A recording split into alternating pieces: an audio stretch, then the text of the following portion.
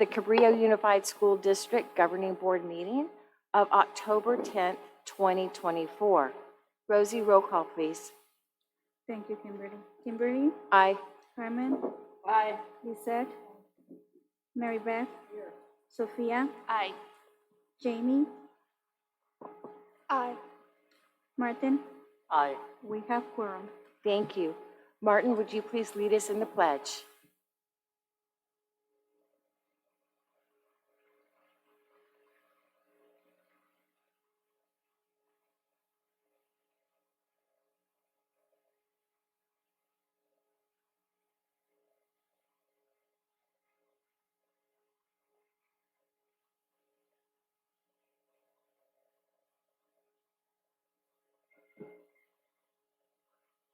Thank you. Do I have okay, I may need help. I've got a motion to approve the agenda with one name change. Yes, we need to amend title for item 4D. And the title should read Cabrillo USD Fiscal Year 2024-2025 Disclosure Collective Bargaining. Thank you. Do I have a motion to approve as amended? Motion to approve as amended. Thank you. Do I have a second? Second. Thank you. All in favor, please say aye. Aye. Those opposed, please say no. Passes 5+2. Thank you. That brings us to public comment. I don't believe we have any open public comments tonight. So, oh, sorry. Awesome. Anne, would you like to come forward, please?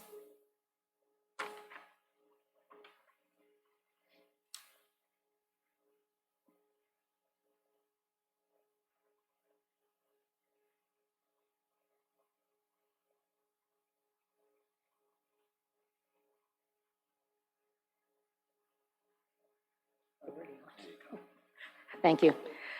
All right, I came this evening to talk about the swim program, but I can't tell you anything about the swim program because it had to be canceled. It was a very sad day for all the people that spent many hours planning it. It was a very sad day for over 50 adults, teens, and children that had planned to take swimming lessons. And I hope to offer swimming next summer. Hope we can get things straightened out so we never have to cancel swim lessons again. It's been, these are all, of course, my personal comments. It's been difficult to work with the staff in the district office. And two words sort of are the main focus. One, nobody seems to care about swimming lessons. And I don't have to tell you how important they are. It's a life skill. The school board and the district office should try to be doing the best things for children and the whole community. And that's not happening right now when I had to cancel the swimming lessons. So nobody has ever said at the district office, what can I do to help you? And that would be a beginning, a good beginning for a conversation. And then the other thing that I experienced is I expected people in the district office to be a little more professional. You send them an email, you get no response. You make appointments with them, they don't show up, and they don't apologize. And to me, I was a teacher for over 40 years, and I think teachers want to be considered professionals, and we want to be treated as professionals. And I should think the school board and the people in the district office, to me, they're professionals also. But then they have to act like professionals. And I experienced some unprofessional behavior.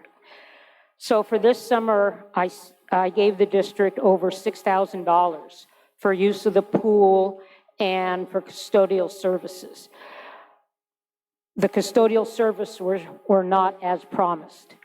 I wrote a long email explaining my side of the situation, and it's been over 2 months and I still haven't gotten a response. And that's unprofessional. And I hope I get a response. I hope we can resolve this. It's a lot of money involved. And I feel like the district sort of stolen money from me when the services weren't given, and nobody answered my email. Just a couple other things. When emails are sent out, it seems like the person that sent them out should put their name on it. That doesn't seem to happen. Someone makes a major decision, and then someone else sends out the email. And that seems like the person that wrote the email should put their name on it. Guess I'm out of time. Thank you. Thank you, Anne. CUTA. I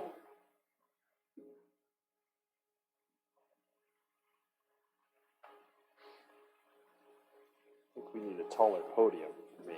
That's okay. Seems like a big speech, but it's in big print because I left my glasses back in high school.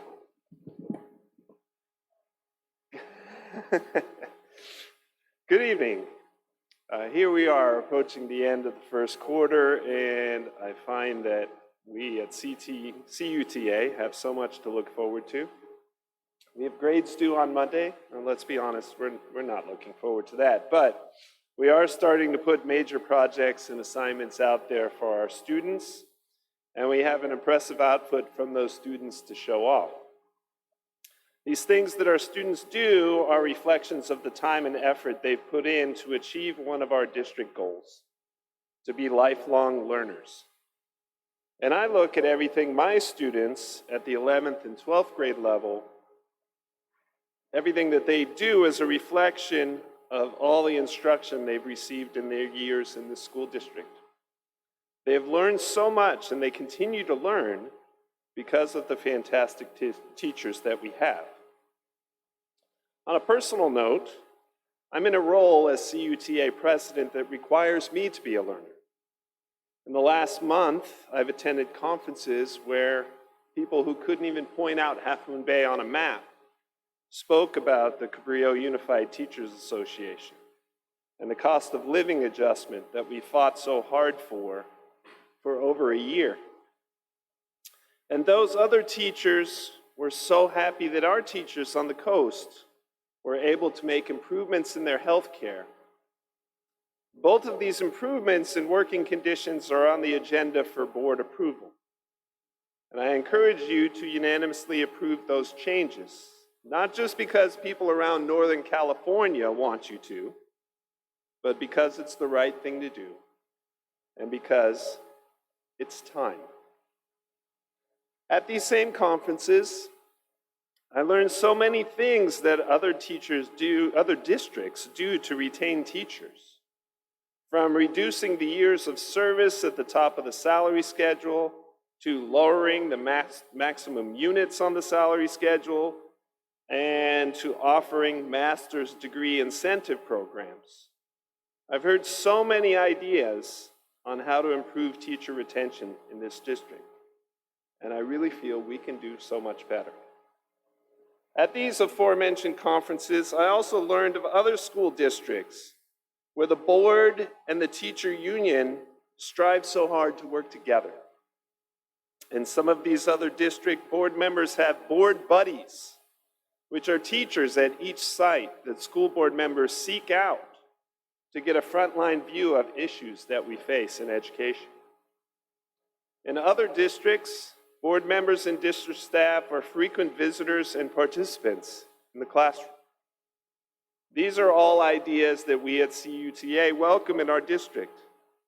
We as teachers ask you, the school board, to consider asking for our input on issues that affect all of us in the classroom, both students and teachers. Before making decisions on, say, class size, come in and watch a class and see how greater numbers in the classroom impact learning on a personal level for those students and for those teachers. Come and see us in the classroom. Talk with our students. Get the everyday personal view of an issue instead of simply looking at numbers. I have learned so much from the teachers that I represent.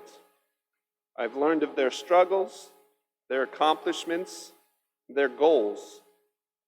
But most importantly, something I haven't had to learn Something that I'm constantly reminded of is how much they love teaching on the coast side.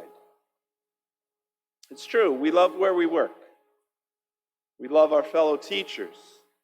We love our administrators who guide and support us.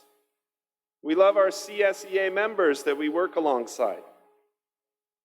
And it's very important that we continue to work together to achieve our goal as a district, which is also the motto of the Cabrillo Unified Teachers Association. Keep teachers on the coast side. Thank you.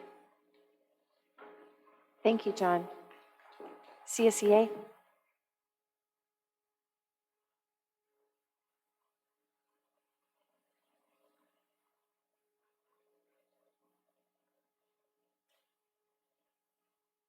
We need a shorter podium for me. Good evening, President Hines, board members. Tonight, I would like to share an upcoming event that CSEA is holding for our membership. CSEA is holding a school board candidate forum to help inform our members about the different candidates running for election. We believe it's important for our members to be informed about each of the candidates' positions, visions, and goals for the future of our district. Initially, we hoped to join the forum organized by CUTA, however, the timing did not work out. So CSEA is going to take the initiative has taken the initiative to organize our own informational forum. We have invited all 4 candidates to participate in a Zoom forum on October 23rd. We encourage all of our members to attend so they hear directly from the candidates and ultimately make informed voting decisions. We look forward to a productive and informative forum. In addition to the upcoming school board candidate forum, I would like to share with you an update on our chapter's election process for executive board. We held our first round of nominations on October 2nd. Our second round of nominations will take place on November 6th, and if we have more than one candidate for any of the executive board positions, we will conduct a vote in our December meeting. This election process is an important opportunity for our members to take part in shaping the leadership of our chapter. We encourage everyone to stay involved. In closing, I would like to take a moment to give a special shout out to one of our fantastic payroll tech and CSEA member, Andrea Bauer. Andrea has worked incredibly hard to ensure that our recent raises will be processed smoothly and efficiently. She is our solo payroll technician and has done a fantastic job learning all the ins and outs of her position. Her dedication and effort do not go unnoticed, and we are deeply grateful for her commitment to supporting all of the CUSD employees.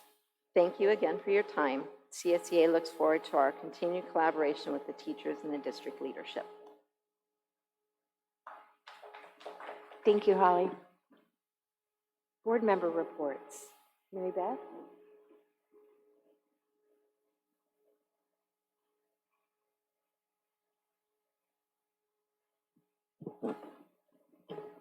Hi.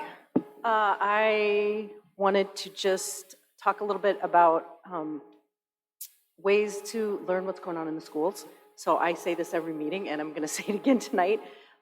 School funding is pretty complicated, and there's a really good website, ed100.org, that you can go to learn all about schools in the state of California and how things are done and how school funding works and all that stuff. So I want to make sure everyone knows about that. And also, if you're curious where money's being spent, everything that's not payroll is in our board packets every month under the warrant report. So it shows all money spent that's not salaries, right? And that's in there every month for the previous month, correct? Yeah. So that's always in there so you can see where every dollar goes, and then the rest is payroll. And if you want to learn how school funding works or lots of other things about school, ed100.org is a great website. That's all I have. Thanks. Carmen? I'm going to pass this evening, but thank you, Mary Beth, for that. Thanks. Gosh, one activity that I wanted to share and let people know about that Amber and I have been working on will occur on the 15th at the Office of Education. We've got positive responses from a number of other superintendents. School board members have been invited. I believe Ray Mueller is also going to join us, and Carmen and I will be there. It's literally our first opportunity to engage people from other school districts that are underfunded in the county of San Mateo. So if you know someone in those other county, truly the bottom dozen, if you will, underfunded districts, I think truly the only way we're going to make a big difference on our base funding is to figure out how to build an alliance and advocate broader, because one district alone can't do it. So crossing fingers and toes, think good thoughts for us, but that's what we've been working on in the background the last few weeks. To Anne, point of privilege, thank you for speaking tonight, and we'll definitely circle back with Anne. And John, thank you for all of your words, and please know that I want to hear inputs, and I'm happy to have coffee with you anytime. But given all of the constraints in the district, truly I believe it's teachers' ideation that, and working with the DO and the board, that really is going to make a difference. And so I welcome that. I was really tickled to hear Holly talking about the elections coming up. For any measures that are on the ballot, another source is the League of Women Voters. They're an excellent source to help unpack the pros and cons on all of the issues without telling you how to vote. So I certainly would send people to the League of Women Voters website, and I know they do frequent meet and greet explanations as well. So that's really all I have tonight. Thanks. Lizette? Sorry. Buenas noches a todos. Nada más quería mencionar una cosa que primero quiero empezar por va a haber una siguiente junta de DLAC en Hatch, y la diferencia entre DLAC y ELAC, y yo creo que hay una poca de confusión. Hay el ELAC es para la escuela donde van los alumnos de cada familia, y el DLAC es para el distrito. Y tenemos la fortuna de tener los DLACs que hace Leticia con rifas, juegos, y también hay cena en la noche. Pero más importante, quiero dar las gracias por la última DLAC que estuvo en la escuela de la high school. Hubo una poca de confusión, y algunos papás que vienen de la Hatch estaban allí y pensaron que esa junta no tenía nada que ver con ellos, pero a lo que voy es, en esa junta se tocó de algo muy importante, y eso es de los dos requisitos para graduar, los requisitos que pide el distrito y los requisitos que son para ir al colegio y a la universidad. Y es tan importante, y a los papás de familia, solamente les quiero recordar que aunque sus chiquitos todavía no estén en la preparatoria, el tiempo pasa volando, y a veces hay conceptos, hay cosas que no sabemos, y es tan importante que aunque no te afecten inmediatamente a ti o no tenga nada que ver con la situación de tu familia, hay que escucharlas, porque entre más lo escuchamos, estemos preparados para cuando llegue el momento que se gradúen nuestros hijos, de un poco, ya tal vez no saber exactamente lo que está pasando, pero tener una idea y saber cómo tal vez podemos ayudar o hacer alguna pregunta. Yo sé que los que hemos venido a este país, muchas veces no sabemos cómo navegar o las diferentes oportunidades, y a veces nuestros hijos también no lo saben, y como papás necesitamos involucrarnos más. Qué bueno que fueron las familias, y ojalá que sigan yendo y que vengan a la de este mes, que no me recuerdo la fecha del momento, pero es este mes, y es ya sea en como 2 semanas, algo así. Josefina, ¿qué día es? El miércoles de la próxima semana. Por favor, vengan, están invitados, y acuerden, es para el distrito. No importa dónde vayan sus hijos a la escuela, eso tiene que ver con el distrito. Y muchas gracias a todos por ir. También muchísimas gracias al director. muy humildemente no pudo participar mucho por el idioma, estuvo llevando a los niños al baño, fue a hacer copias, estuvo como tras las escenas, pero muy humildemente estuvo presente y le quiero dar las gracias a Andy Boysen. Sí, soy mala con los nombres.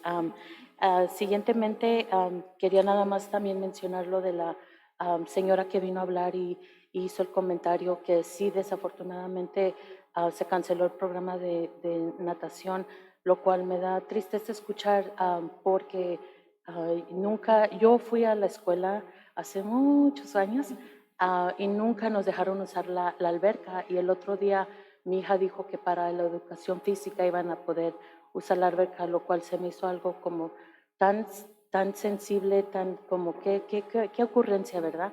Dejar a los niños que usen la alberca en la escuela donde van es como que no sé por qué nunca se había hecho eso antes. Creo que tiene muchísimo sentido. Estamos viviendo en la costa, al lado del agua, y como dijo la señora, es parte de una sobrevivencia, de saber algo útil por si algún día llegas a estar en una situación donde estás en el agua y puedas salvarte tú mismo o salvarle la vida a alguien más. Y aparte de eso, pues gracias a todos los que nos están escuchando, los que están aquí, y a todos por tomar su tiempo para involucrarse en el distrito y en la educación de sus hijos. I just wanted to say good evening, everybody. I wanted to just touch on the DLAC, and I just want to give a shout out to Leticia and the great, DLAC that she has. I know that there's also ELACs, and the parents were a little confused. ELACs are more for the school sites and pertaining on the school that your child goes to. DLAC is covered through the district. One of the great topics you spoke about in the last DLAC was the two pathways for graduation, the Cabrillo Unified District requirements, and also the requirements if you want to go and beyond just high school. And I think that was very important for parents to hear. And I just want to remind parents that sometimes, because it is a district level meeting, we don't think, well, my daughter's in Hatch or they're in Cunha, it's still not time. Time flies by, and I think that the more we are more aware of these concepts and these things, we could somehow help our children better. I know some of us have come to this country and have, somehow tried to help our children out. And I think that the more we are involved and just take our time and our patience to hear things that are eventually could affect our children is very important. So thank you for everybody who attended those meetings with open ears and open minds to just hearing everything. I also want to give a shout out to Mr. Boysen, who wasn't he wasn't involved in the meeting as much because of the language, but he was just super humble and just helpful behind the scenes, taking kids to the bathroom and, making copies of things that needed to be made, just running around. So thank you. That was very humbling and very helpful of you. And just continue to invite parents to these important meetings. I also wanted to mention that I will also be asking what happened with the swimming pool program, because, living in the coast and living near the water, it's very important. I think swimming is a very important skill for kids to learn. And I was actually gonna talk about how I thought it was really cool that many moons ago, I was a high school student, and we never were allowed to go on the pool unless we paid for it in the summer or went with daycare. But now that they allowed the actual students to use it as PE, it's like wow, what a concept! Like, use the pool that's on campus for PE. I mean, wow.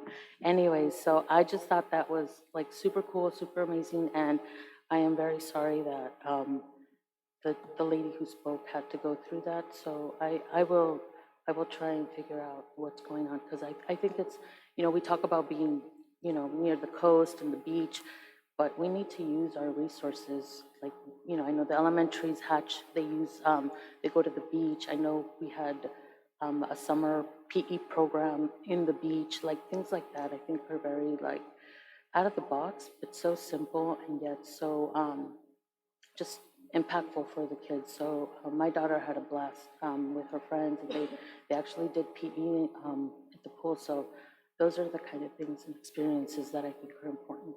And I just want to thank everybody for their time, everybody being here, and the parents who continue to try and be involved and educate themselves to help their children. Sophia? All right. Hi, everybody. In other news, thank you, Lizette. That was beautiful. One thing, in case, because I know everyone's really busy, in case you missed it, the California Department of Education today published the statewide English language arts, math, and science scores for last year. And sadly, not entirely surprisingly, but sad, I think, is that these statewide results showed little improvement or decline in most student groups compared to the previous year. So let's think about that. That's the state of California. We're flat or regressing for our students. That's pretty concerning. As part of their analysis, CDE also did highlight some of the school districts that had exceptional improvements and what they were doing. So I think this was interesting food for thought. One district had raised the rate of students meeting or exceeding math standards by almost 8 percentage points by providing district-wide professional development and an instructional coach in math. Four other districts that boosted math and also ELA performance, English language arts performance. They did things like offering in-class and after-school tutors and coaches, expanded learning opportunities, I know we have on our consent agenda tonight too, and promoting positive school climates. So it's encouraging that there obviously are things that can be done. And so hopefully we can, it came in our newsfeed today, I think through CSBA, so I think it's good to check out and see what's working for other school districts so we can learn, much like John talked about different strategies, which I think is also really great.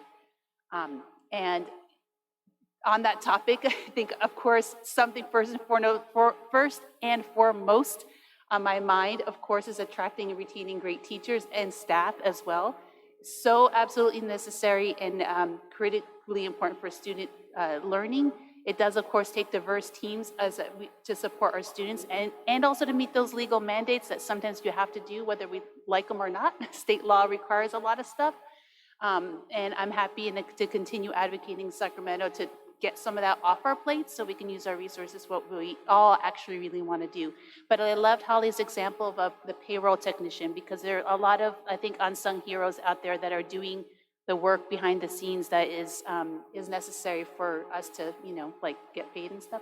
Not that we don't get paid like much. I think it's like $200 something a month. I don't even remember because it's like gas money. But I think it's important that we really can see everybody and acknowledge everybody for all the different roles that they do. And start to think outside the box, as Mr. Carey said too, about like besides like kind of the traditional things, think about like what's working in other school districts too. And I really appreciate a framework we started last spring and hope we can continue it too through the California Labor Management Institute, which is basically a framework for having conversations together with all the different kind of arrangements that John described and others at the school teams and such, district-wide teams, et cetera. Like it just basically helps you like make the time and the space, because everyone's so busy. It's easy to, and sometimes it can be awkward if you don't have like a place to meet or like a structure. So it makes it facilitates things, I think. So aside from the salary schedules and that are on the agenda for tonight, which are very, very well deserved and a cause for like a big party, basically. Today's agenda also includes a couple items that are pretty concerning that I want to highlight. First, we have an AB 1200 form and a resolution that indicate we'll need to use what is likely, I'm going to guess millions of dollars, but I'm looking forward to the presentation so I can actually ask that question, from a special fund called Fund 40, which is separate from our usual operating budget, as those funds came to us as a result of winning a legal settlement pertaining to a construction project paid for by voter-approved bonds, and thus was designated for construction. So I think that's something to really be thoughtful about and careful about and mindful. Second is a fiscal stabilization plan, which is the additional budget prioritization measures we're going to need to take to afford the recently agreed contracts, which allowed us to avert a teacher strike, which I think is also cause for celebration. Well, like that last part. And I just want to point out that I had a really great meeting. I hope it's okay, John, that I mentioned it. We had a really fantastic meeting to start exploring potential opportunities for legislative advocacy, because I think at the bottom line, like all of us here in this room and beyond this room, like agree, like we want to focus on students. So how can we work together to make that happen? I think that's really exciting and promising. Plus, I got to see like really cool art that his students did. That was really fun. And I also just want to put a shout out to Molly Shower, who of course we all have known is awesome forever, but she was highlighted recently, you guys probably know too, for on NBC Bay Area, which is like pretty big time, for an innovative horse care program at Pilarcitos, which I'd also heard about before, and we heard about from our student board member at his first meeting with us, which is just cool and to me like inspiring to feel like we can kind of find ways to support our kids that also meet the interests and the needs of the adults, and kind of help kids kind of around their whole their whole being, their brains and their hearts and their bodies and their minds and all that. So last but not least, I just want to say I've initiated weekly office hours in order to be able to more easily meet with community members interested in learning more. Of course, people can always email me or call. A lot of people are my number by this point. For anyone that's interested to share perspectives or to learn more about public education on the coast side or beyond. And I'm at Ocean View Park on Tuesday mornings, 8 to 9 a.m., and San Benito House Cantina on Tuesday evenings, 7 to 8 p.m. And we've been having some really great conversations at these events, and they've been super fun. And I look forward to talking with more who are interested. So that's it for me. Thank you. Jamie, would you like to do your student report first, or however you guys worked it out?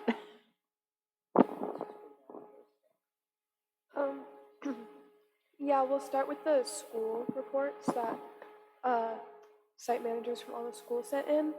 So first we have El Granada, where staff and families focused on goal-setting conferences at EG this week. We are thoroughly enjoying our new playground and looking forward to welcoming our TK and K students to full day next week. We were recently awarded silver status for our PBIS work. Congratulations, team. At Fairlawn View, please join us at Fairlawn View this Saturday, October 12th, between 11 a.m. and 5 p.m. for our first fall festival. There will be live music, food trucks, sweet treats, carnival games, rides, local artisans, and even a dunk tank. Hope to see you all this Saturday. And then at Kings Mountain, goal-setting conferences are in full swing this week. Community School of Music and arts classes begin next week, and school-wide PE has been amazing. We look forward to our Halloween parade and November 7th hip-hop performance. And then finally, at Half Moon Bay High School, fall athletics are very busy with many sports competing. The Welcome Back Assembly was successful. Leadership has begun this October. The DLAC has had a great turnout on September 25th. Ninth grade social emotional PLPs were last week.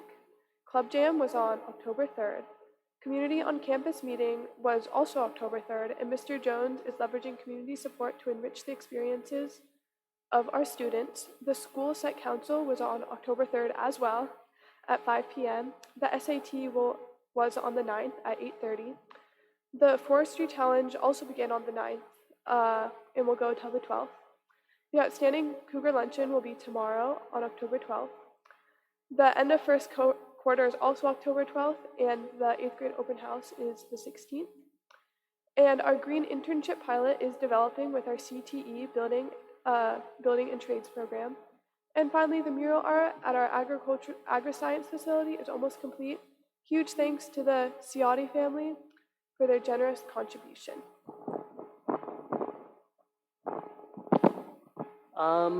Community school grants for Hatch Elementary, Community School Grants Site Committee is in the process of collecting family surveys highlighting the priorities for partnerships that best serve student needs. Hatch's annual Pumpkin Festival's fundraisers are planned. Parking in the Hatch lot and a food booth at the event bring in funds for our PTO. Hatch has continued to contract with Playworks this year, with our next site visit coming on October 23rd. At CUNY, fall sports are in full swing. And students are participating in flag football, girls volleyball, and cross country on October 2nd at our annual reclassification ceremony. 33 students were reclassified as English proficient. It was a great event. And finally, back to school night was a good success. A great success, whatever. For Pilarcitos, Pilarcitos is having a great new year.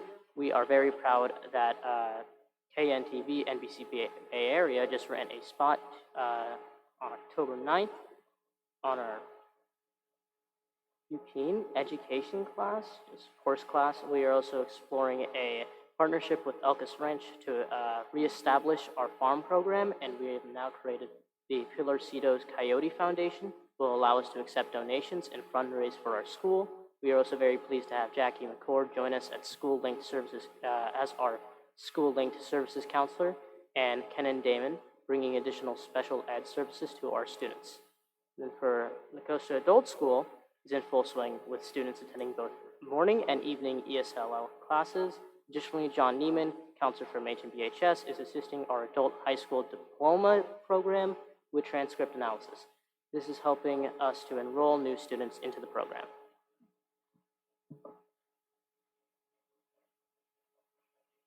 Thank you. This brings us to our consent agenda. Do I have, We haven't finished with the student reports. I'm They sorry. have a short presentation too. Okay. Missed it. Sorry about that. All good. Okay, so thank you and good evening. Fall is always a busy time for Half Moon Bay High School students as we settle into our classes, participate in sports, and pursue opportunities around campus. Club Jam was this past week where student-led clubs were able to advertise and recruit new members. We had a great turnout, and it was amazing to see some of the ways that students could get involved at Half Moon Bay. Also, our welcome back to school assembly took place on September 27th. The band and cheer team both gave great performances, and the teacher dressed to impress did not disappoint, with the agriculture department walking the red carpet with a live goat, and Mr. Galvin representing the history department in his full-on night costume. Half Moon Bay High School athletes have been working hard this month with victories across football, girls volleyball, water polo, and more. The cross-country team also hosted the Artichoke Invitational this weekend, where over 2,500 runners from schools all across the Bay Area were given a chance to face our famous Cougar Hill. I was there all day, and it was a lot of fun, and it was amazing to see all the volunteers that helped put this event together. And finally, just some leadership news. We are currently hosting our annual sock drive, Socktober, for the whole month of October, so stop by and donate some new socks to a good cause. And we also announced our homecoming theme this week, which is Once Upon a Time. Homecoming will begin on October 28th, and the homecoming dance is Friday, November 1st. Thank you. Thank you, Jamie. And thank you, Martin. We Oh, still it's more? have one Two, more. I'm sorry. We have a new format here, and I'm adjusting, so thank you for your patience.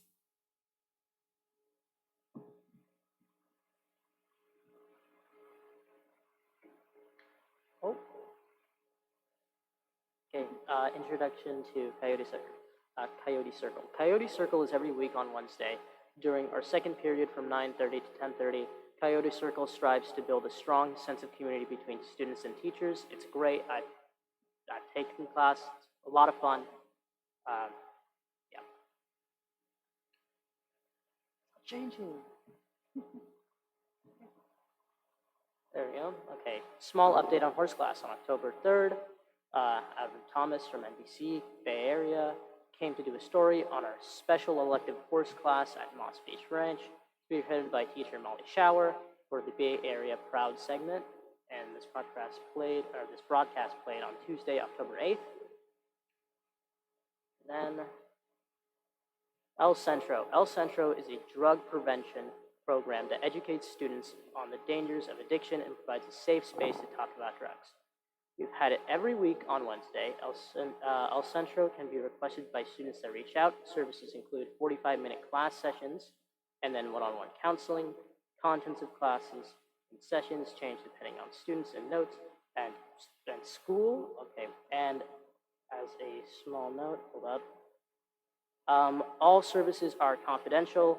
And students can also earn elective credits for attending El Centro. And there is a QR code to their website right there if it interests anybody.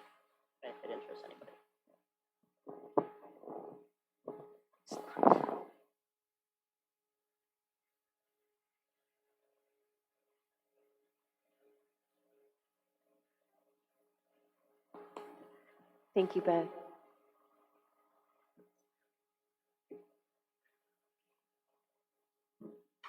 That brings us to the consent agenda. Do I have a motion to approve? Second. Thank you. Okay, so consent agenda requires roll call. Okay. Kimberly, Aye. Carmen, Aye. Lisette, Aye. Mary Beth, Sophia, Aye. Jamie, Aye. Martin. Aye. Thank you. Passes 5+2. Thanks. You know what, I'm going to suggest we take a break. It's a little bit early, but let's take a break right now so I can figure out how to regroup. So give us 10 minutes and we'll be back. Thanks.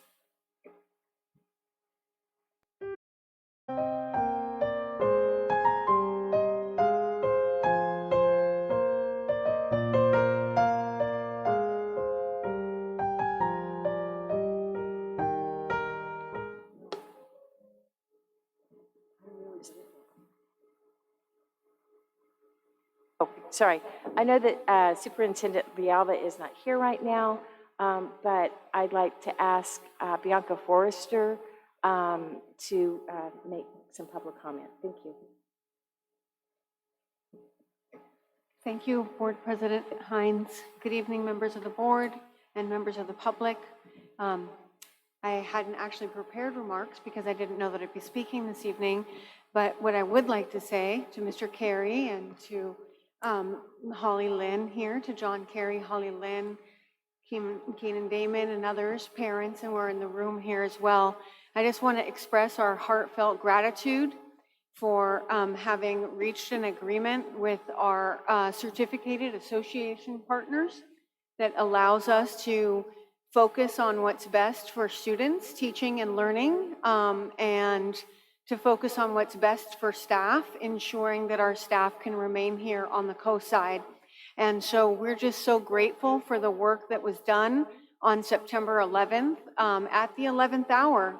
And I want to express real gratitude to Joseph Santoni and Kathleen Wall, who came to the district office and to the CUTA e-board for meeting quite late at night to get this done so that we could avert a strike and be able to really focus on what's best for our community here, which is really your education and ensuring that every student in Cabrillo has the best education possible. So we're just so pleased that we were able to reach this agreement, and we look forward to continuing to work with the Labor Management Initiative. I want to say with all humility that I do feel that there is a lot of restore and reparative work that needs to be done to rebuild trust. And I think it's important for us to lean into the relational trust part of the work. You know, I was a teacher for 17 years, and what I know about teaching and learning is that students don't learn if they don't feel safe in the classroom, and if they don't trust their teacher, and if they don't have a welcoming space. And what I've learned here in this position in the district office is that's true for staff as well. And I look forward to us collaborating and solving joint problems of practice and focusing on instruction and improving outcomes for every child, every learner in Cabrillo Unified School District. So I just couldn't be more pleased, and thank you all. Thank you very much to our CSEA unit, and thank you very much to our CUTA unit. We're grateful for everything that you do to keep this district humming and to keep these kids having beautiful, warm, welcoming, incredible learning spaces. So I just want to express that profound gratitude. And I'd also like to say to the Board of Education here, I'm so grateful to you all for also meeting at the 11th hour to come together with, the experts that we had in the room and reach, you all voted to give us the authorization to move forward in a positive and constructive way. And I thank you for your leadership on that. So thank you all. Have a nice night. Thank you. We're going to table item 4A, our update on the Visual Arts and Performing Arts program tonight, and we'll pick it up next month. Which So brings, can we make a motion to approve an amendment to the agenda to number 1, have Bianca do what she just did, because that was presumably the superintendent's report that we just added after the consent agenda, and number 2, to delete or remove the update on CUSD's Visual Arts and Performing Arts programs, item 4A, until next time.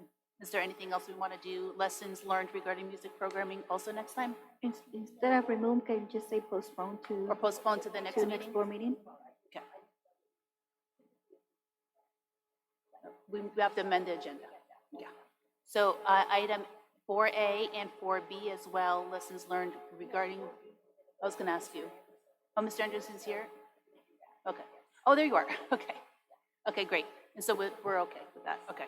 Okay, so I need the motion and the second. Please. so moved. Do I have a second? I'll second. All in favor, please say aye. Aye. Those opposed, please say no. Passes 5+1. Thanks. And just as by way of introduction, and I realize this was to follow with the visual and performing arts, but knowing that even next month can get kind of crazy and busy, Superintendent Lealva and I called Mr. Anderson last week as we were reviewing the agenda for this evening, recognizing that a key component to visual and performing arts is a kind of lessons learned and where have we come. And Mr. Anderson presented as a TOSA in 2018, I believe. Yeah, come on up. So we're going to see basically a repeat of that, and it gives Walter a chance to update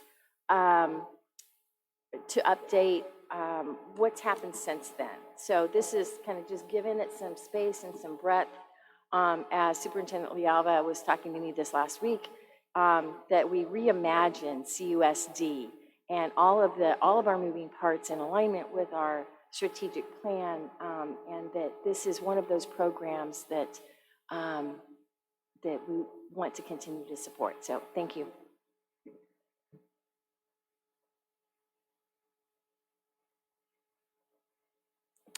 That one right there? Okay, cool, wonderful.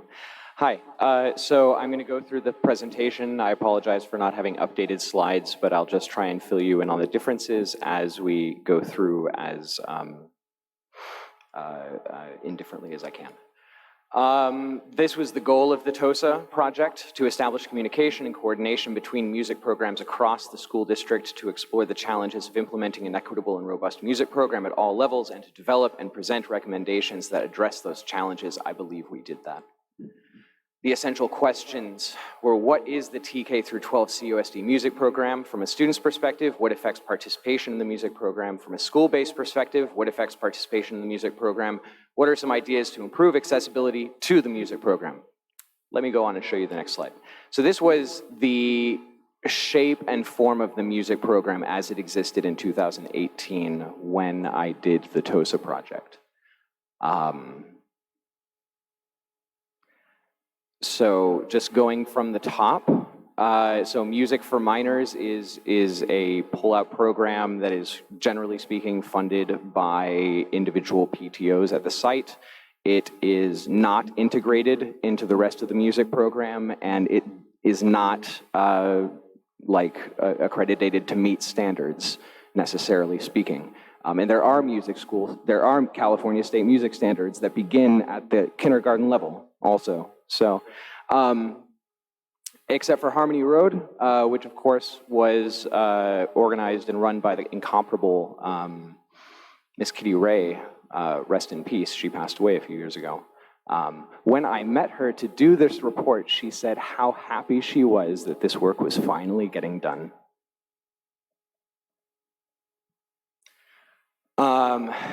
The fifth grade band doesn't exist anymore. That was cut a few years ago. I'll get back to that. The beginning band, concert band, symphonic bands at Cunha don't exist in that way right now. It's basically like 2 symphonic bands and a beginning band. One of the groups is 0 period before school starts, and that's paid for with some of the new VAPA funds, that's my understanding. And then at the high school, concert band, which is the freshman band class, was cut 2 or 3 years ago because of a lack of freshman students signing up for band. And chorale was cut this year, also from lack of students signing up.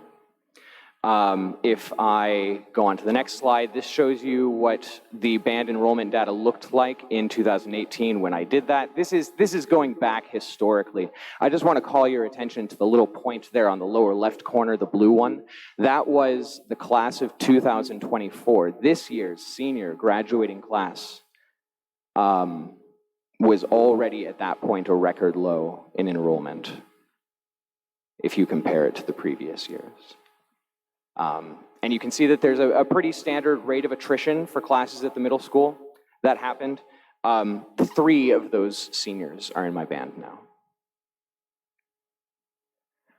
This is enrollment at the high school. It usually stays pretty standard across. I've started noticing a phenomenon lately where students want to join band because they feel like they missed out earlier on in their school experience. Usually because they had a lot going on and it was difficult to prioritize band. I'll get back to that. Anecdotal evidence. This is stuff that I got while talking to people that I felt at the time was really important to include. Some of these are the comments of people who have passed away, and I just will say them again. Perceived lack of continuity within the music program as a whole with regards to curriculum, grade level goals and standards, and a lack of dedicated advocate for the music program at the elementary school level, meaning there's no one looking out for them down there. California state standards for music are predicated on consistently implemented K through 12 music program. Ours is not. Many educators and parents were disappointed by the relatively small amount of lesson time for 5th graders, usually 30 minutes once a week. I agree with that. 30 minutes once a week is not enough lesson time to work with 5th graders on something as technically complicated as a musical instrument. And I'll just reiterate that that lesson time is now completely gone. Some students chose not to continue in the music program because they were interested in trying other elective classes. I don't, that's, the students will choose to do whatever they want to do.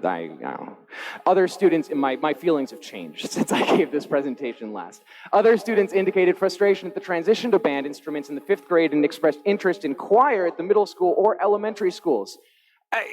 There's no reason not to have a choir here. The Peninsula Girls Chorus has started doing really wonderful things at the elementary schools. We should lean into that. They're already here. They want to do stuff. It literally is just the cost of making sure that there's like a credentialed person in the room, which, no comment. Many parents I spoke to lamented the choice that middle schoolers must make between band and other electives. That hasn't changed. Ideas for improving accessibility. These are my recommendations. I've spoken to Miss P.S. Portola-Swiggle, who is my compatriot and partner here at the middle school, and we're on the same page as far as these recommendations, and they haven't changed. And I don't believe that they've been addressed since I gave them. I believe that the most important thing that we can do is to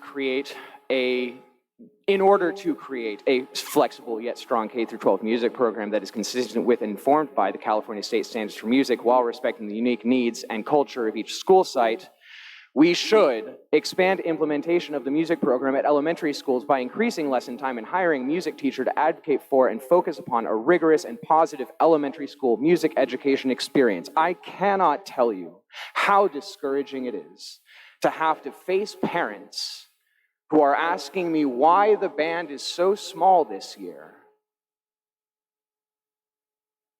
every year, to feel like I'm at the top of this pyramid that is crumbling at the bottom. No other school district has to deal with this. No other band teacher in other school districts, I should say, has to deal with this. Increase flexibility of middle school programming by making it easier for students to take 2 electives. There's 0 period band this year, so I think that counts. Add more points of access to the music program so that students are able to successfully enroll in the band program after 6th grade. This is something that I've been working with Mr. Boysen and with Mr. Nazar in the past on, and still figuring that out. And then I think this one's a no-brainer. Expand the choral program, potentially culminating in a new parallel arts pathway with classes at multiple school sites. I think it's pretty clear-cut. I'm sorry for I'm pretty tired. I've got a lot of stuff going on in my personal life. Any questions? I really appreciate you. I know this was a last-minute ask last week, and to pull out the presentation. And I also want to acknowledge that that a couple of the school sites, what we approved last month's budget does include what is believed to be better school music programming. What was the name of I'm looking at Carmen. What was the group that? Yes. That was, I don't remember the music program. yes, but it was the group that you were aware of. that had- CSMA? CSMA. So it's not music for minors. That was, and I believe that we'll hear more, and we can ask Dr. Batia next month when she's here, because there may be a little bit of an improvement on the 5th grade, but that connectivity, truly is, the reason I was asked to run for the board in 2012 and 2014, specifically because I was advocating when my kids were going through high school for the music program. And I came on the board in 2016, and I've seen it, a lot, so many constraints. And without a little bit of TLC and intentional investment in figuring out how to start plugging some of these holes, I just wanted the whole board and the community to be aware of where we are, in hopes that this starts some conversation. So I'll let other board members ask questions. I don't have any questions. I just want to say thank you and appreciate you doing this, and just stating kind of the obvious, which I'm imagining is very frustrating for you. I came to this district and I had, we were all in survival mode, so all of this was like extra fluff growing up. But as a parent now, and I see my daughter, and music has really helped her in so many ways.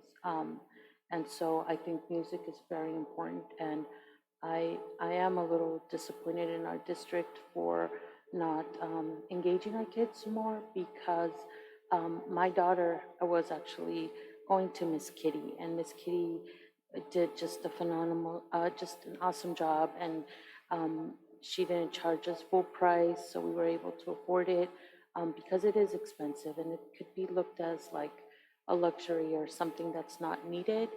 But I mean, what they learn and just another language is amazing, and it's very therapeutic, and it's so important. And I have my daughter, and she's kind of teaching herself kind of as she goes, the ukulele, the guitar, and the piano, and we were very blessed to have Miss Kitty. Now it's like either I pay for like very expensive lessons, or she just has to go and YouTube it. So it is sad that our district is not showing our children that other language that is so important. It's not just the music on the radio, it's so much more, and it's another language, and it helps them in so much therapeutic, like I said, also just counting those little lines and all those little dots, and I don't know how to read it, but it's amazing. Thank you. You make it sound like like one of those punch cards they used to do in ancient times for the computers. It's cute. I'm glad Gloria's enjoying it. My son had Miss Kitty too for piano for a while too. And she has been missed for sure. And I just want to thank you, Walter, for being here. I know all of us in this room have so many things going on in our brains, and sometimes it's like really hard to be present in the moment. And I appreciate you coming here. And I know it's not easy. It's hard to kind of step back and think about things big picture, but I appreciate you being here and talking about something that's obviously so close to your heart. And obviously it's like, you know, all these other things that are pressures on all of us too. And I appreciate you being here with all of that as a human being, as a whole teacher, as we like to talk about the whole child, it's the whole teacher too. And I think that matters. I just want to thank you for that. I'm curious too, I don't know if you've had a chance to give much thought, because I know this is kind of a short thing, so if you haven't, that's fine, and that could be more of a conversation for like coffee or whatever sometime, is like, given our enrollment is declining, and given our budgetary pressures that we have because costs are continuing to increase while our revenues aren't, do you have like creative ideas about how we can like have music in our kids' lives without necessarily kind of doing things the way they've been done in the past? Like if you were to say, okay, you get to design the world anew and you get to like, I don't know, figure something out, like what would be really cool for kids? And like I said, it's fair if you don't have something at the top of your mind. Like I said, maybe that's like a coffee conversation sometime, but if there's things that you've been thinking about. Yeah, I've been thinking about this for a few years. If I was being a little, I don't know, I don't feel like there is a substitute for a properly credentialed, educated classroom teacher. It's not the same credential as the one that I have. It's a completely different. I have a single subject teaching credential, right? And the classroom education that my friends do, and they teach at elementary schools, is completely different. It's a completely different set of skills. And I need to have someone, Maria needs to have someone who we can speak to, who we can plan with more than a few months in advance. Sometimes it's not even that. One time I went down to meet a music for minors person and they had quit that morning. And so it really feels like I'm trying to build something on crumbling sand. And if I'm being perfectly honest, this year I put together my CV for the first time in 10 years. And I am looking for other jobs because this is not healthy for me. You're thinking we need like a Kitty, like she was like the pillar of music on the coast side, right? Like, well, yeah. I'm trying to figure out like what that thing is that you're looking for. No, you're absolutely right to point that out, because Miss Kitty provided a really important, significant role in the music education on the coast side. And when she passed away, no one as of yet has stepped in to fill that space. The district could. The district could provide regular music programming at the elementary school, and I know that it's difficult. I'm a musician. I cannot balance my own budget. Do not ask me where the money is going to come from. But I'm telling you that if you want to have a music program, you had better hire someone to teach the classes at the elementary school, or it will evaporate. And this was literally in 2012 when Dr. Tony Rorick was our superintendent. And again, we've had, we've given grace and space to a number of superintendents to come in and fight the fires that they had to fight right up front. But his plan was, at that point, to bring someone in at the elementary level, so there would be someone, and not like for every school, but one person to cover the schools at elementary, so the instruments could start, and then we would have a full-time middle school and a high school. So I understand the constraints, but if we looked at different, just as you we have to look at different ways to program electives and right-size classes at the high school, just giving it some breath and some grace and space for, just as our teachers said, you have to prioritize pay. At the end of the day, if we're going to have a comprehensive high school, we're going to have to prioritize some programming. So, if it doesn't start at elementary, we're going to lose it. But even Dr. Rorick, that had been his initial proposal some years ago. So we know it's broken, but it's other thoughts, other board members. I just want to add that things have been very different over the last 10 years for so many different reasons. I think we do need to, I've heard the word reimagine come up a lot, and I think that's true. I think we set out a strategic plan last year with kind of 4 priorities in terms of like student learning and student well-being and some like sustainability, is a little bit more broad, but also, the realities of where we are, and we're not alone in this in California. Like I said, those like horrible statistics across the board, like the state of public education, the state's kind of in a rough spot. But it might be better with music because it's a foundational experience. And we need to have the realities of, we need to reimagine a lot about what we're doing. So I think it would be pretty exciting to have your thoughts and have you involved in that process about how can we do things in a way that meets those realities, unfortunately. And I think you actually kind of may be onto something with the Peninsula Girls Chorus, because typically for our district, which it's not new, it's just been getting worse and worse and worse, a problem in terms of our fiscal sustainability. One way that we've been able to do so much that we weren't able to do before is by partnering with local nonprofits. Be it Cosi Land Trust, the HEAL Project, Boys and Girls Club. We would have no athletics at CUNY if it wasn't Boys and Girls Club, right? So if there's, given that you're involved in that space and you know the people and like in that space, the more we can think about how do we leverage, okay, we're in a county that's pretty darn wealthy, right? Like how can we tap into those pieces to help our students? And there's no easy answer to it, but I just know that partnerships can often be a lever that we can pull, and we have in the past, and it's worked out really well. So that's just one thing I throw out, but I hope that you can be involved in that process of prioritization and thinking about how we can do things a little bit differently and sustainably, and sometimes even better than we would have imagined. So I don't know what those answers are, but those will be my questions over the coming months. Pacifica, I believe. And I think he's gonna. Oh, no, go ahead.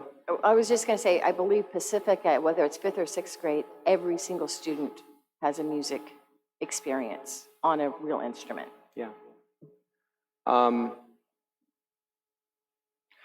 Miss Kitty did provide a really important service for a lot of students, and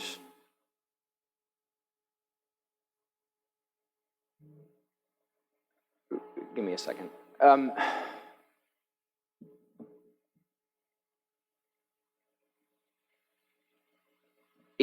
In my opinion, it's immoral for the district to lean on local professionals and to rely on them to provide a service that the district ethically should and legally ought to provide for all students. And telling me that maybe I can help make connections with other people feels a lot like it's being said in the same tone as I'm going to be paid in exposure. And I'm just going to reiterate, I don't think that there is any other solution than focusing resources and providing a consistent and reliable and present education for as many elementary school students as want it. Until someone else steps in to fill the Miss Kitty-sized void, hoping that someone else is going to step in is basically like saying, okay, we're going to hope that someone else steps in to do our job for us. It's bullshit. Excuse my language. Any other questions? I just wanted to say I absolutely agree with what you're saying. I would love to get an elementary art special, music, sorry, I'm tired, music specialist. I have kids in the district. My high school freshman daughter got to have music at Farallon View. She had it at Cunha, and now my fourth grader is not getting that, and it's really breaking my heart. And I'm with you, and I want to work. Can I also just point out one Yes. other thing? I'm not advocating for more classes to be added at this point. Miss PS has told me that she is willing to teach those elementary school band classes if it can be worked with her schedule. I'm willing to teach classes down here at the middle school. I did it when I was first hired. Like, I'm willing to be flexible to make things work. Miss PS is willing to be flexible to make those things work. What I'm asking at the moment is for the music program to be restored to what it was, at least. And stuff has changed in the last 10 years. And if that's going to be acceptable, then you can kiss the music program goodbye. And me too. I do believe it's not a high school music director's responsibility for building the pipeline, elementary, middle, and high school. As a unified district, that is the responsibility of our district administration. And so I think it's really, I find this very valuable to understand the disconnects. And I want to acknowledge that while Mr. Boyson and Mr. Clinton aren't in the room, they have had conversations. I know in the past, I don't know what the ideation is at this point, but I just want to acknowledge their support as well. But we have to build a pipeline or we won't have it. So I think these are conversations that need to happen, not in this room, right? This is not, we do not solve the problems like at that level, right? These are conversations But that need to happen. I disagree. Can I finish my sentence, please? These are, Leticia has not had the opportunity to speak once, and she's the Associate Superintendent of Curriculum Instruction. So I feel like maybe this needs to be more of the conversation, right? Before it comes to the board for us to solve and to figure out what the right answer is. Actually, because it's on the agenda item, this is one of those opportunities for us to crosstalk and to talk about values. And so I understand that you like to have things brought to us with a recommendation. That's the job of district leadership, right? I just want to be really clear. Like, I'm not an expert in music education. I'll ask questions to you just naively, right? Like, I don't know, like, I'm trying to figure out how we can solve the problems. But it sounds like actually some pretty good ideas, right? Like, I want you guys to talk. They do the stuff. They come to us. We review it. We oversee it. But we don't have the conversations about should you have a band director. Like, I don't even know all the titles, exact. right? Like, we're not the ones to have that conversation. You guys are the ones to have that conversation and come to us with recommendations. That's the way, like, healthy school districts work. So that's just my point, is the point of order. Kim, you have more expertise than most of us do in this space, and I appreciate your interest, maybe as an advisor to this group through the VEPA committee. But I think this is like maybe it's reincarnating the VEPA. I don't know how we do it, but I just want to be cautious to not have like detailed expectations that we're going to solve the problem here. I'll ask questions just to say, have you thought about this? And okay, great. And it sounds like you actually have some really great ideas. So great. You guys talk and figure it out. Put it in the plans that you bring to us, like LCAP or budget or whatever. And we're operating kind of at the oversight level. Absolutely understood. Didn't expect a specific solution tonight, but I so appreciate Walter Anderson being here to update us on what has been happening.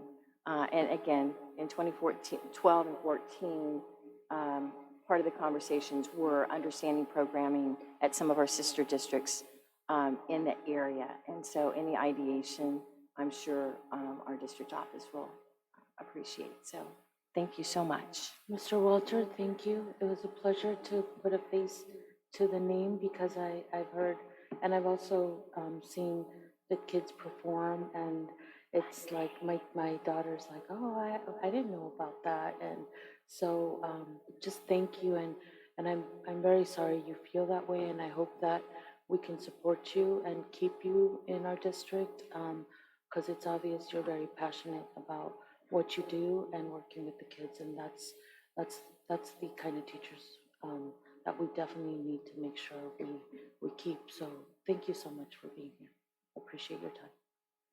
And we will, if you're out for the pumpkin way off, I believe the band will be playing on Monday. So, thanks. Do we want to do the VAPA? We had tabled it for next week, but yes. Okay, certainly. Should we do, We'll do a 5-minute break and we'll be right back. okay, then we do the motion to amend the agenda. Yes. Yep. I'll make a motion to amend the agenda to add VAPA back into the spot we're at right now. And I'll which second is, Okay. for 4B. Putting 4A now as 4B because we just did 4A. All in favor, please say aye. Aye. Aye. Passes 5+1.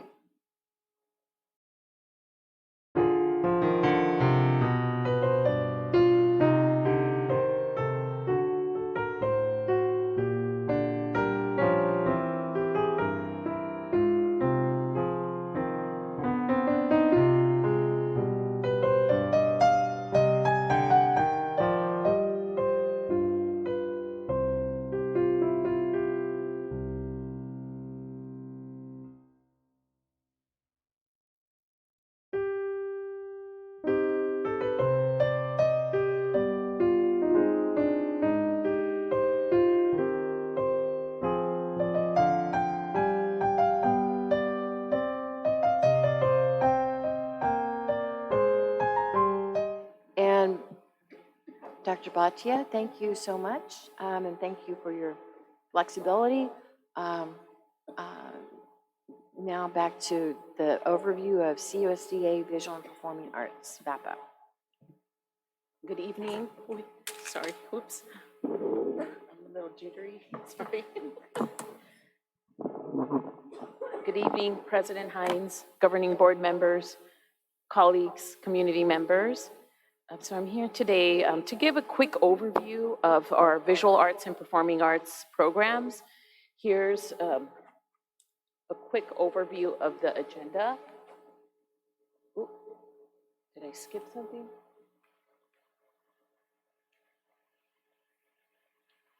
Okay, well, maybe the agenda disappeared, but I'm going to talk today about CUSD Visual Arts and Performing Arts programs. I give you a quick overview of our VAPA master plan. I also want to talk about the integration of Prop 28. And let's see, and I have a quote here. And this is from one of my favorite human beings in the world, Michelle Obama.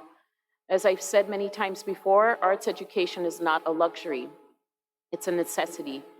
It's really the air many of these kids breathe. It's how we get kids excited about getting up and going to school in the morning. It's how we get them to take ownership of their future, and most importantly, it's how we get them to go to college.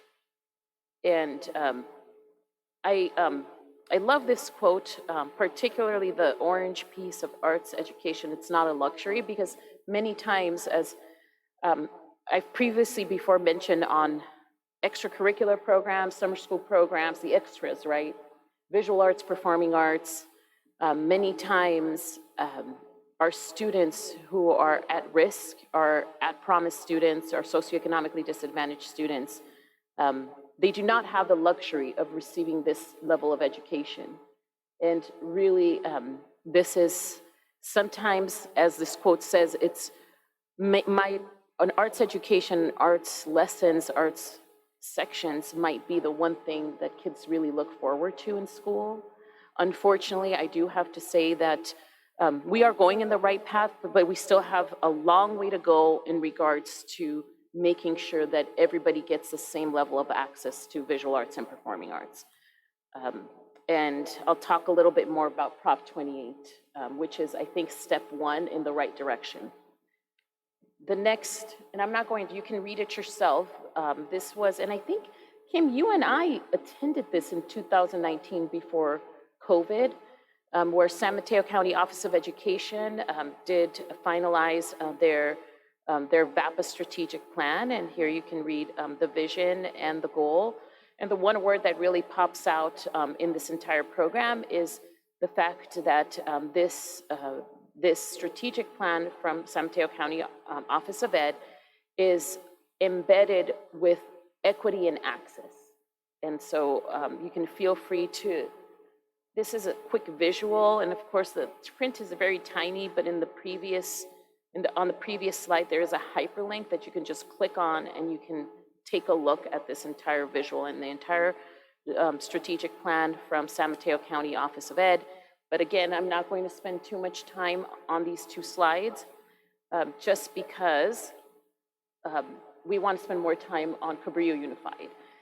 This next slide here will show you just a little bit about the research that I mentioned a little bit earlier, and how the research is, and I know, Kim, you've mentioned this in the past, there is a connection between the arts and language and the arts and social emotional learning. There's an actual connection with VAPA and how kids succeed in their academic career. And now, and please keep in mind, these photos are photos of our own Cabrillo Unified School District students. This slide here, our visual arts slide, will give you an overview of what our elementary, middle, and high school programs are around the visual arts piece. In elementary, we still have embedded quite a bit of funding. I would have to say, I don't have the exact number, but I would have to say maybe 250 to 300K in visual arts and performing arts, both mainly in services around the community schools of arts music, where in elementary we're able to embed, provide 30 sessions of 30 minutes for TK through 3 to every single student, and fourth and fifth grade 30 sessions of 45 minutes. We also support Art in Action. This was a program that previously our parent-teacher organizations would pay for at certain sites. Other sites maybe didn't provide as much of the level of service, but we decided, again, when we're building the visual arts and performing arts plan, that we want to make sure that every single child receives equal access to the level of art, a foundation of art education. And so art education came in. PTO does continue to support programs in the visual arts and performing arts arena, and it would be added on, more supplemental programs at certain sites. We have attempted to offer summer school band the last summer, I believe, and we also support the integration of visual arts in various core content areas. In middle school, we offer for this year, and this is a combination of funding with Prop 28 as well as our local control accountability plan. We offer drama, media arts, music, beginning instruments, symphonic ensemble, band, as well as integration of visual arts in core content areas. I also want to give a shout out to our middle school teams because San Mateo County Office of Education recently mentioned that they are going to be offering a series of trainings around English language development and how we can embed the VAPA in ELD. And I mentioned to San Mateo County, well, we're way ahead of you because Cunha Intermediate has already begun that. So we began to build that integration because of the VAPA master plan. We began to build that integration of pushing. So before the issue was that our ELD students would lose elective time because of the ELD class. So instead we said, well, there's nothing in board policy and state policy and ed code that mentions that the percentage of ELD and how we can integrate. And so we decided to push in the visual arts and performing arts into the ELD. And this is something that San Mateo County Office of Ed is actually going to come and observe some of that work that we've done here at Cunha. And then we have the high school. And here's, again, just the visual arts. I'm not going to read everything, but these are some of the courses that the high school has. Metal and art spectrum is very popular. We have quite a bit of sections there, art, digital illustration, sculpture. And again, we also encourage integration of VAPA into core content areas.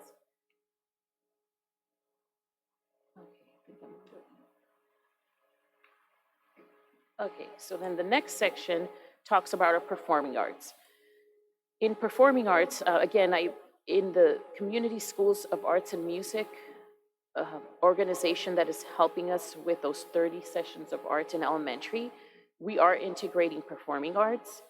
We also embed readers' theater and literacy, and we partner with various local organizations to help us with the performing arts. In secondary, here are the courses that we do have: jazz ensemble, marching band, broadcasting, which is a level of performing arts, and the fall and the spring musical that is after school, and again, integration of performing arts throughout core content areas. This next slide will show you the link to the visual and performing arts master plan for Cabrillo Unified School District for those that would like to take a look at the VAPA plan for our district a little bit further. But this is really at the core of our VAPA plan. And as you can see, it's equity and access for all students. We wanted to make sure that when we built the program, that not some students receive services. And I do want to just, because I know we do have new board members that will come in and community. The reason why we put a pause, or we shifted from the band program in elementary, was that not, at some schools, it was not equitable. At some sites, the higher performing sites, 100% of the fifth graders were enrolled in band. But at our lowest performing sites, it was an elective after school, just because the person couldn't, not because we couldn't, but the person couldn't go around to every school and make it equitable. So the students at the lowest performing site that were given the access to enroll in band were students who had a car, who had parents that could pick up the child, drop off the child, or pick up the child after school. And to us, it didn't feel right. Our team, it didn't feel right at the time. And this is a reason why we said, okay, let's pause. We love band. I want to make it clear to the community and to our governing board members. It was not a reason of, oh no, let's eliminate that. It was the access and equity that we were not able to find a solution that was fiscally feasible and provided access to all students. Culturally relevant. We do continue with our VAPA committee to talk about how we can continue to make all of our art exposure culturally relevant. We have made good progress, but we want to continue to have that cultural relevancy at the forefront with lesson plans, with making sure that when we do bring our various resolutions for different heritage months, that we engage our sites in various culturally relevant art that can link our resolutions in the classroom. We want to make sure that we also embedded the arts in the core curriculum and all core curriculum. Lastly, we wanted to ensure that students had a chance to use the visual arts and performing arts to express their voice and express their language. Because again, as I mentioned earlier, ELD and language is linked to our to academic language improvement. And actually, a couple of days ago, I visited our amazing teacher, our visual arts and performing, our VAPA TOSA at Hatch, and she demonstrated to me her classroom that's still work in progress, and we're looking at how we can continue to grow the classroom. But she had this huge mirror that was, I don't know, I'm not very good with sizes, but taller than me, so I would have to say 10 foot by 5 feet, where kids are looking at their face while they're acting, so they're looking at their expression. She mentioned that we're linking language, and even though she might not be a Spanish, like a Spanish teacher, she's English only, our students were able to express in Spanish. And she saw that with the acting, and like they're within just these last few months, she was able to see students have more verbal output as they were speaking. So I just wanted to mention that because I actually had an example from this recent week site visit. Okay, hold on, because I have two monitors going on here. Then we have Prop 28. I'm worried that you're so far from your microphone that they can't hear you on TV. Okay, is this better? Is this better? Oh. Thank you. Can you hear me now? Okay, so here's Prop 28 explained. So I know we don't have time to go through the video, but if the community would like to have a 1-minute elevator speech on Prop 28, there it is. Okay, and here are some of the details of Prop 28, and this is at the state level, the details, where about $1 billion was pulled from the state's general fund for visual arts and performing arts. And again, it was a ballot that was passed November 22 with 64.4%. And it is a very clear, the Prop 28, that the money for Prop 28 is to be managed by the site principal, not by the district office. And it is a site principal with their school site council that manages where the money can be used. And as you can see within the blue box, only 1% can be used for administrative costs. And again, each school must submit an annual board-approved report detailing the expenses. So the report is after the fact, but it is controlled at the site level. And here in this bit.ly image, you can take a look at the new California Arts Education Framework and more resources for the implementation of the framework. And on this slide, which I'm very proud to show, the color coding here, which I want to call it out. I borrowed the colors from the California School Dashboard, so I'm giving them credit. But in order for us not to confuse the colors, I try to use the same reel of colors so that we can demonstrate where we are on the implementation of our long-term VAPA goals by 2026. These were our goals, and we have one more year. So as you can see, the green, I feel that we pretty much have accomplished. We've created the district-wide Arts Education VAPA plan and the program. We have scheduled a process at Cuneta High School that enables all students to participate in the arts courses, and this is both visual and performing arts.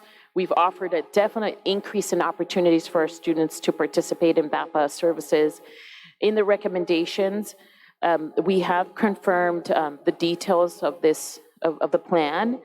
We've embedded the VAPA services with braiding funds, other funding sources like the LCAP and also the Single Plan for Student Achievement and other local grants. We also are in the process of creating a visual arts pathway with CT, Career Tech Education. Now the yellow piece, we still are in need of additional professional development opportunities for our general education teachers. We do have very limited time with PD, but this is a goal. And this year, we will continue to work with our VAPA committee because they have done a great job and began last year pushing into our faculty meetings to share the integration of VAPA into faculty meetings and various core content areas. We are still in the process of an articulation of a district coordinated vocal and instrumental music pathway. And I know with Mr. Anderson, we were talking about that earlier today. So I know that we are continuing to see multiple. So when we expand courses, again, we're looking at three things. We look, is the program research-based and is it good for kids? Yes, a program, a band, and we know that band is a research-based program that is good for kids. Is it easily implemented? Well, the previous implementation, it was not easily implemented because it led to unequitable distribution of band.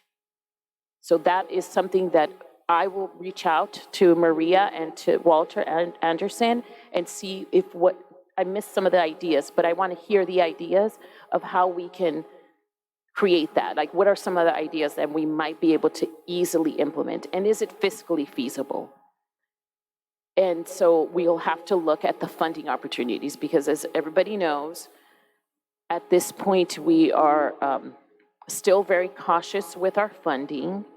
And we're moving forward. We are looking at program prioritization. And I know maybe Jennifer, I don't want to steal your thunder, but this will be as part of the program. So we want the community to come together and let us know what are the programs that we prioritize moving into 25, 26, using some LCAP funds or other funds. And the orange, that's why I put the orange there. That's very important. A funding plan comprising of multiple income streams to sustain high-quality arts teaching and learning at every site. This includes LCAP, state, federal funding, and grants. Even Prop 28, it is not enough of a funding stream. And I know that Ms. Forrester and I have talked about this. When we calculate the salary of a teacher, because right now we're doing that with Prop 28 funds. Sometimes the calculation, at whichever point we're looking at, we fail to include the health and welfare benefits. And then sometimes teachers or staff that might come with more experience, that might cost us $50,000 more compared to a new staff member that is new in the field and is in the lower end of the spectrum of the salary scale, which might be less. And so this is still in orange. I didn't want to put red because I think we kind of have targeted the issue, but it's orange because the fiscal piece is still a need. If we had more funding, or if we had a grant, or we were able to apply for a grant, or the state were to have given Prop 28 funds at a different level, at the district level, then it would have been easier for us to implement more of these goals, if that makes sense. Okay, and so then we have some next steps here. So for the next steps in visual arts and performing arts, we will continue our committee meetings. We will continue to revisit the VAPA master plan because it is ending in 25, 26, and we want to make sure that we've met some of these goals. We want to continue to set aside the LCAP funding for VAPA leaders via the stipends because we do pay a significant amount of funding for stipends across the board, but particularly also in VAPA. We would like to continue to embed the services in site plans as well, our single plan and local grants. We do want to anchor CTE in the arts because that can produce additional funding streams through the career tech ed route. And lastly, and this is for you, Kim, lastly, we know that we do want to this year define the performing arts and music courses with elementary, for example, the music and the band pathways, and figure out where we can meet with the limitations that we have with our fiscal limitations, our staffing limitations that aren't able to hop to every single school site because we're so far away, and figure out a way. We did try, we tried a summer school band option, but we did receive, I think we had about 10 students enroll in that. It wasn't enough, and so these conversations will continue to have, and we'll continue to implement some of the ideas that I want to learn about later from Mr. Anderson. Lastly, are there any questions? And I do want to give a shout out. I'm very proud of our Ana Sofia, a graduate who is now going to the Chicago Art School and is super successful.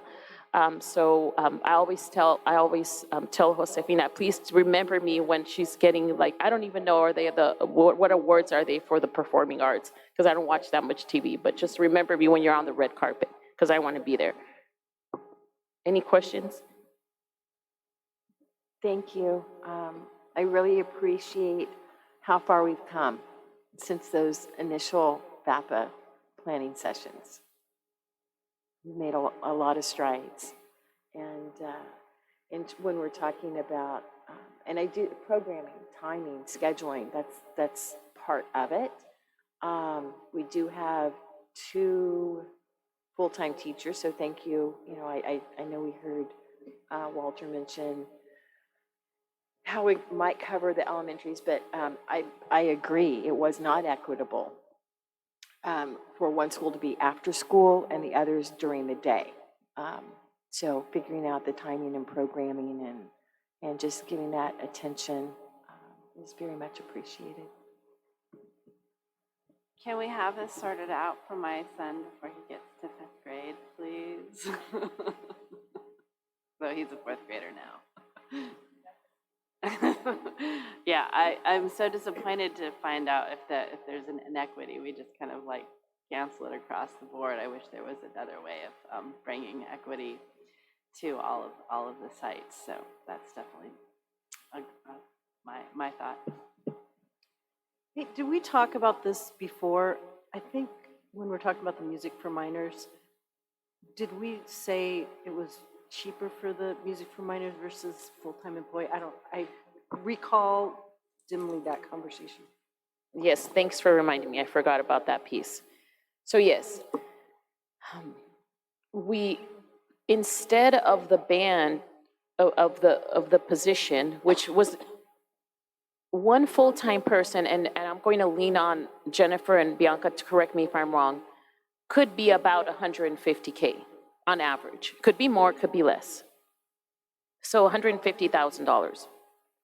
So if we were to hire one band, because right now a 5th grade science teacher, and that's what I always anchor on because we currently have that position that's paid with CEF funding. Thank you, Corinne. I know she was here earlier. That position is able to give, not every day, but I would say a handful of days throughout the week, and the position travels because we have to, in the contract, we have to allot for traveling. And so then instead of the band, we said, well, if we want to offer music, we went out and we looked for music for minors, which did embed visual and performing arts. And we thought, okay, well, it also embedded some music, right? The recorder. It had all 4th grade recorder lessons, 30 lessons throughout the year, 45 minutes for 4th and 5th grade. So the cost of a music for minors, and now the CSA, the California Music Schools, School of Music organization, again, it cost about $100,000, in every single child in TK through 5th grade receives 30 lessons a year, which is about what the science teacher gives, right? Take her out a few. In elementary, up to 3rd grade, it's 30 minutes. In 4th and 5th, it's 45 minutes. So for less than a full-time teacher, every single grade receives 30 music and art lessons. And that compared to only having 5th grade receive band, we saw that also as an inequity.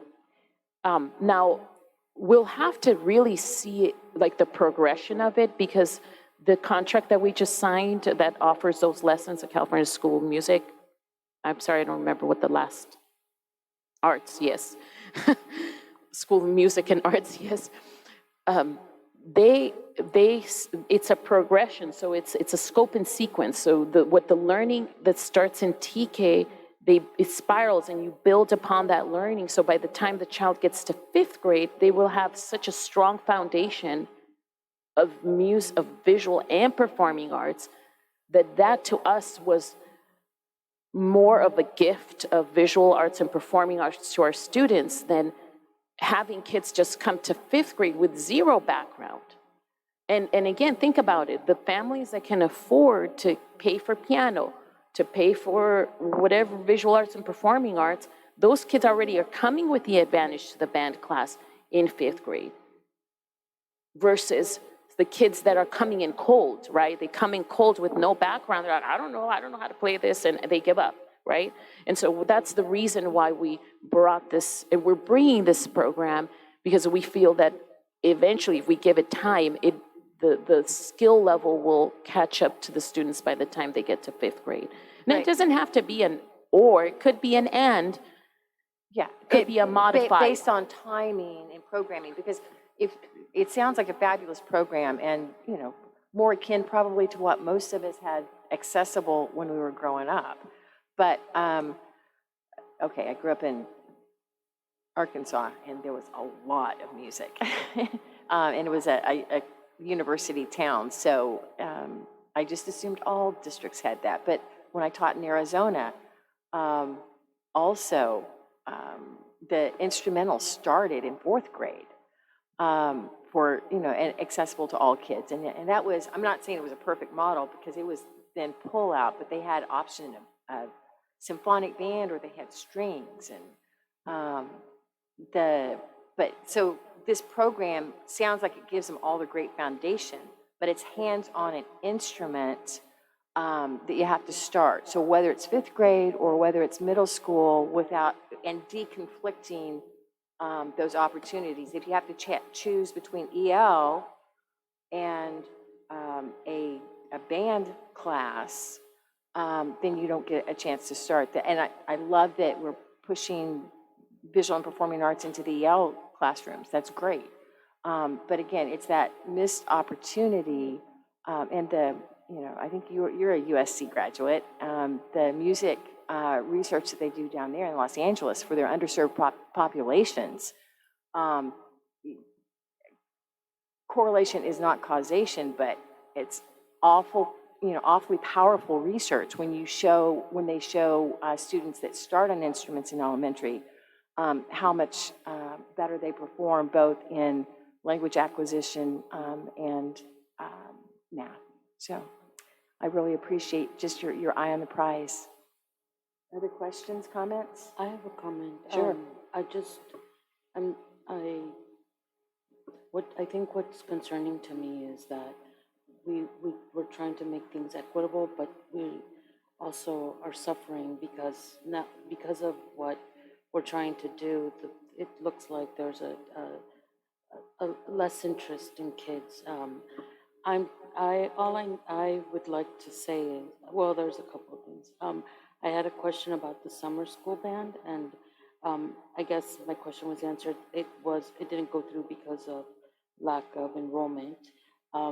But maybe that's something we could look at the elementary school level in the summer and not make it more like a summer school band that, like summer school with music incorporating ELD, because I think kids need a break and they need a break. And I understand that, you know, it's important for them to continue and especially if they're falling behind, but maybe be a little more creative and do more like, not just a summer school band, but maybe some summer school curriculum heavily on music. And I think that would be a win-win for the kids because it gives them a break to learn in a different way and learn in a way that, you know, is maybe fun. The other thing too is, as a parent and as a Latino, I know that a lot of the times when we don't have money and we are not exposed ourselves to these kind of enrichment opportunities, we really don't know how to advocate for them, for our kids. And I think we also as a district need to like continue to inform these kids and these parents that there's other ways to help them with language acquisition and maybe, you know, tell them the importance of possibly a musical instrument. I mean, I'm just throwing out ideas. I'm not, you know, none of this. I think the lack of information and the lack of funds is very, it's hard, right? But I just also feel like the community doesn't really understand the correlation between, you know, learning how to, you know, how to kind of push your kid or have them interest in an instrument and how valuable it is, and not only for language but like math and other areas that the kids are also struggling in, and maybe we could think, you know, outside the box to see how we could inform parents and at elementary. I mean, I remember just whenever they had music and they were able to get like some kind of like thing to make a noise. I don't, I'm sorry, but it was just like they would come, my daughter would come home and she would say she like played a song or something, and that's that's the beauty of it. Like, I know Miss Kitty exposed my daughter to things that I wouldn't know how to expose her because I didn't have that myself. And so I think it's very important. I think I had other things to say, but I don't want to stay here till midnight. So, thank you. Yeah, thank you. Just a quick comment because, oh, I'm sorry, Margo? Just a quick comment. I appreciate the commitments that you outlined here, Leticia, and I appreciate also, I think, how this fits into our broader interest in the MTSS or the multi-tiered systems of support model and shifting things from being kind of add-ons, like extra class for this, extra class for that, extra intervention for this, extra intervention for that, and integrating, or what you called it here, embedding, right? So in terms of thinking about, I think we talked about inequities, really we were talking about inequalities between different programs, right? Inequity would be giving students at Promise an additional thing, and that would be the next step. But I think the work that you guys have done to at least make things equal across the elementary schools is really important. And the fact that you took a program that impacted like few students kind of late in the game, to be honest, to be able to say, let's bring that down to the kindergarten level, that's like a foundational support that I think is really huge important. So if personally, even as a parent, if I'm giving the choice of like, at least they have a little bit each year, as opposed to they have to wait till 5th grade, and then you do have inequities because some kids will have the experience to appreciate that. Some kids will be like, what is this, right? That's not okay. Like, if, we could, as Amber likes to say, we could do anything, but we can't do everything. Like, if we were to start somewhere and then aspire to have more kind of high level, like expert level tracks, to me, that's great aspirationally, but to do that at the cost of giving everyone access, like basic access, like how could we do that, right? Like, so I appreciate that your plan is really focused on embedding in the core curriculum. Even the stuff I saw in Mr. Carey's classroom is a great example. Like, okay, some of it might not be high art, but it was really cool. And the way he described it to me about like the thought process that the kids have in terms of like, for me, that was like that 4th bullet around an arts program. And that was an English class, or those were English classes that empowered student voice and expression, but to do so in the context of an English class with artistic, they were doing everything, wood carvings, like little dioramas, painting, sculptures, like it's pretty cool. So I think that's one thing that I think about a lot as far as like ways to do it. 2 more things too, the culturally relevant piece too. I think it would be remiss to not call out a group here, Nonprofit Alas, who has an excellent music and dance program, and to find ways, and they have an expert teacher there who's credentialed. He teaches, I don't know what district, but like San Francisco, right? Zenon. He teaches in San Francisco. So like to think about what are the resources locally that we have maybe that can connect us. Like I feel there are things here that can expand our cultural relevance too. And lastly, around sustainability, which is a commitment that you have here, but I think is a commitment that we have as a board. And thinking about, like, I think about less like strictly around finance stuff, which is definitely a big piece of it. Like the examples that you mentioned, I think were important, but also like human sustainability, like to have somebody running around like across the coast is like, that's not sustainable for the person either, right? So I appreciate that, like, as you're working on these pieces specifically for visual performing arts, you're also thinking about our priorities district-wide, including sustainability for our people and our finances. So that's it. I just wanted to take a stab at summing this up.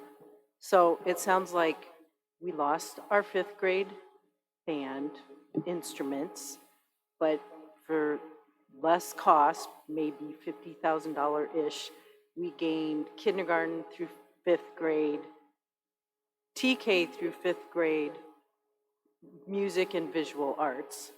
But what we're saying here is it would be nice if we could also include instruments. Is that a summary?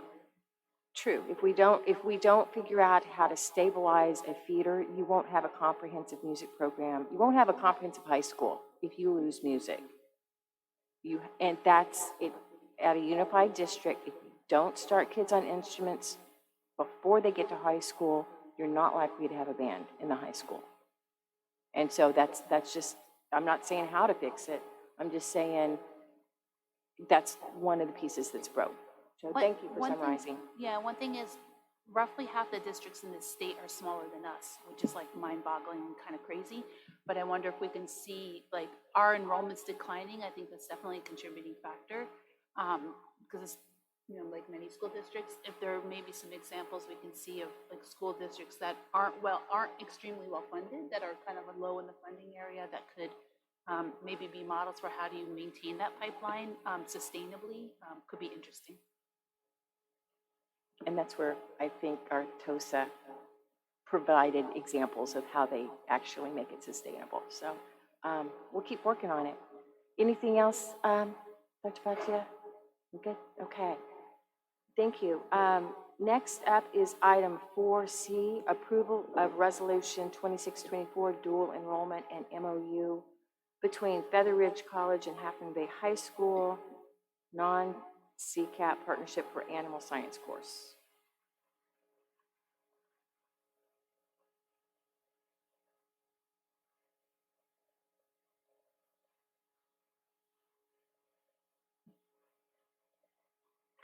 Okay. So as I had mentioned here, our fabulous CT coordinator, Lisa Longacre, is always thinking outside the box and making many connections to support and building pathways. We, as you know, have a contract with San Mateo colleges around dual enrollment and concurrent enrollment. The little bump that we have encountered with dual enrollment and concurrent enrollment with our local colleges is that the colleges have a daily course for multiple courses, Monday through Friday.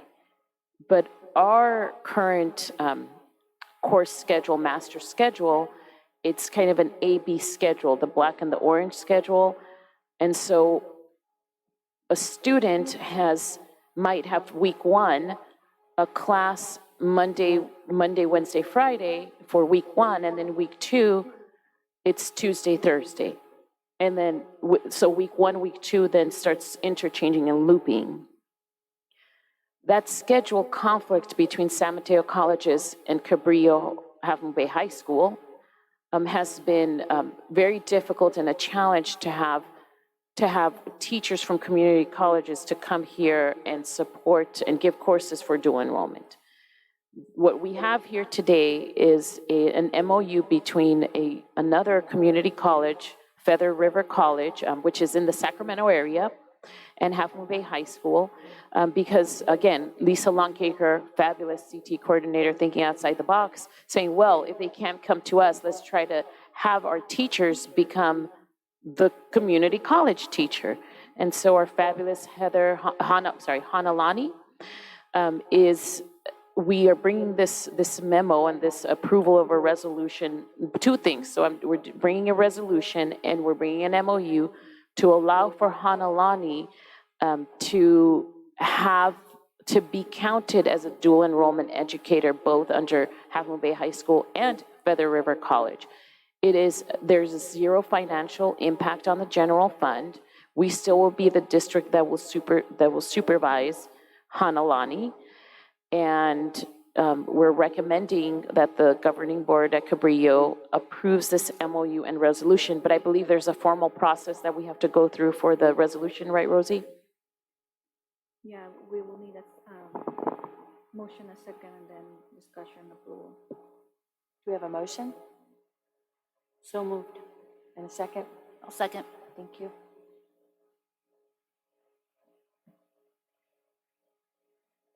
So then let's move to vote. I have a quick question. And is there a reason why this was the, I mean, I think it's a good course. Is there a reason why it was, is this something that I guess my only concern is like, is it something that will be,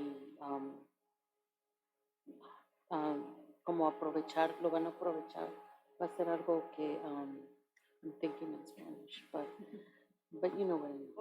Que los niños vayan a aprovechar. Algo que vaya a ser algo útil, que ellos vayan a poder, algo que ellos estén interesados. ¿Sí me entiendes? Como no quisiera que sea un curso nada más por conveniencia de el colegio o de los adultos, pero un curso más como popular y más aprovechado. Okay, so what Lisette said that, and it's a word that might not be able to translate so well in English, but basically, will students benefit versus is this a contract, an MOU that will benefit the adults only, or a contract that will ultimately realistically benefit our students, and will our students take advantage of enrolling in these courses? And the answer to that is yes, because this is a course where the student will receive not only high school credit, but will receive college credit. So going into college, our students will already have a step up, and it'll be an advantage both academically and financially, because now they don't have to take the course, right? The other thing that I found out, thanks to the, I always try to like step away or turn away from the email to go to the FFA conference in Sacramento, I have to say. But finally last year, I couldn't say no anymore, and so I did go to the FFA conference, and it was mind-blowing. Mind-blowing. I could not believe that it was like it was unbelievable. And I found out from Lisa Longacre that 25% of the students at Half Moon Bay High, and you can probably like vouch to that, are in some sort of ag science course. So I didn't know that. And there were so many of our students there, and they were super excited.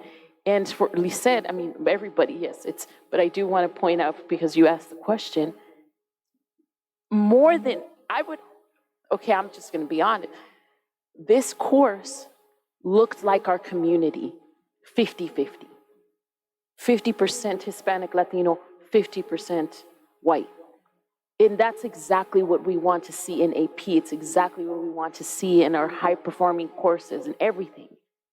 Like there was no segregation. So to your question, yes, all of our student population takes advantage of these courses. And it wasn't it makes sense, right? That they can have dual enrollment. I guess what I was more, and you just answered my question with what you just said, is more of the specific course, not the fact that they're doing dual enrollment, but I was just curious about the specific course. And so you just answered my question. And then I also, and are these dual enrollments more for, I guess I would like to we also need to like do a better job at like letting also parents, because even though they, the kids are young adults and they, pretty much are gonna guide their boat to whatever direction it is, be it the science, the arts, the, whatever they would like to continue to study. But I think as parents, it's also very important for parents to know that these are options and that it's there, and not just expect our kids to just come home and tell us that this is an opportunity. I think it's something that came up when we were doing our strategic plan, to improve the process of course registration, because for a lot of students and families, it is kind of a black box, and I think it is easy to miss opportunities like this for dual enrollments. I think it's starting to get a little bit more well known, and there are some efforts to explain it more. But just in general, as that process improves over time, hopefully it'll reduce that. Leticia, you said that they have some scheduling problems, the teachers coming, but am I correct in saying also CSM doesn't offer egg programs? So even if our schedule was normal, they couldn't do it anyway, right? Yes, that's the other thing Lisa has mentioned, is that most of our local community colleges, I mean, the three don't offer ag science, which is very strange. Well, not strange, right? But That's why they have to go to the outs, more to the ranch-type cities to ask those community colleges. But maybe you're saying just in general with dual enrollment classes, we're having problems with CSM because of, is that true? Well, we're having, the main problem is the schedule. It's the fact that their teachers teach Monday through Friday. Our teachers will teach every day, but they teach different cohorts of kids, well. Right, Yes. and then it could be the same 2 weeks, or it could be different every week, or depending on the schedule. Yeah, okay, got it. Let's vote. Okay, so there's a resolution here, so we're gonna do roll call. Kimberly, Aye. Carmen, Aye. Lisette, Aye. Mary Beth, Aye. Sophia, Aye. Jamie, Aye. passes 5+1. That brings us to item 4D, public.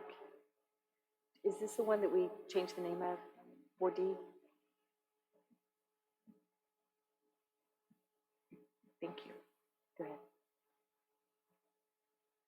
Okay, so tonight I'm bringing you an informational item of the 23-24 disclosure for collective bargaining with the Cabrillo Unified Teachers Association unit.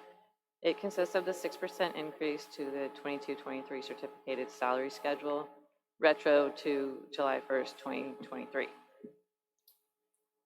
I would like to kind of walk you through some of the calculations and explain the details. The actual form itself doesn't really allow for that, so I will explain that. I don't know if we want to project it or not, Rosie, but so on the first page of the form, it's a fiscal impact of the proposed agreement. So this would be just the CUTA agreement, and it has year 1 for 23-24 and year 2 for 24-25, since it is a retro agreement, which is an impact of 1.5 million for just the CUTA agreement alone. And I really wanted to clarify that, since the memo states 3.4 million. The 3.4 million is all units and all increases that have been given. And I'll walk you through that, how we got to that 3.4. So then on, I think it's page 4, it's the unrestricted general fund impact of proposed agreement on current year operating budget. This is the part that I really wanted to walk you through and make sure you understood what these numbers represented. So I'm going to skip around a little bit because I think it's important to tell the story as it happened and reflect the increases as they happen. So column 1 is the latest board approved budget as of July 1st, 24. And then going to column 3, other revisions, that would be certificated. So in the certificated salaries, $227,421, that is the 4% retro and current year increase for certificated admin board approved on August 8th. Going down to the classified salaries, that consists of the 4% retro and current year increase for CSEA, previously brought to the board, and the classified admin and confidential increase of 4%. In that column 3, in the benefits, that is the associated benefits with those 4% increases that were all board approved on August 8th. So the other revisions are revisions to the budget that were previous to this agreement. Then going back to column 2, adjustments as a result of settlement, the 1.2 million in certificated salaries consists of the full 6% CUTA increase on the first page, the additional 2% retro in current year to certificated admin, going back to July 1st, 23. Then moving down to the classified salaries, that is the additional 2% to CSEA, according to the Me Too clause, and the additional 2% to classified admin, retro and current year.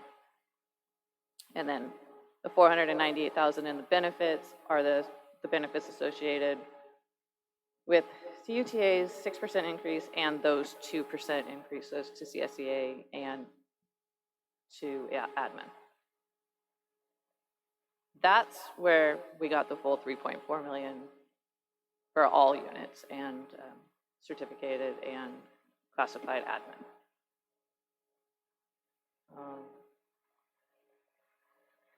And just moving through that, you can go through and see the impact to the MYP, with the combined general fund, and then what that does to our bottom line in the out years. So I just felt it was really important to walk you through those calculations and make sure that you were aware that although this is for CUTA's disclosure, it does reflect all increases that have been to the board.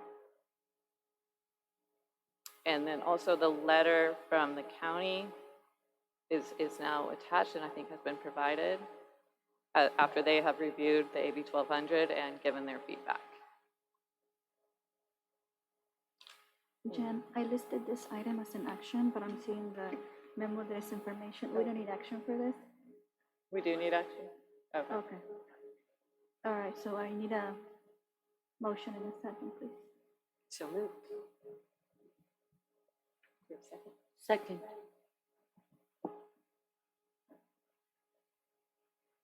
Are there any questions? Thank you for walking us through it. I have questions. Sorry, it's AB 1200. This is really important because there's a lot of numbers in here, and I think I really appreciate you walking us through it because, as is often the case, the forms that we get that we have to fill this into are not easy to follow. So I appreciate your taking the time to walk us through it. So I'm going to reiterate some things just to make sure I understand. So one thing is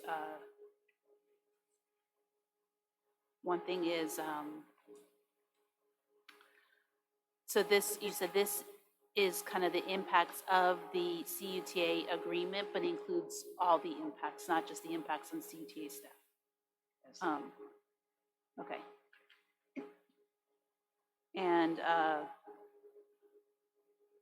so for item number 3, on the first page where it says other compensation increase and decrease, stipends, bonuses, longevity, overtime, et cetera, are there no costs of that? Because I thought we increased the stipends and everything also.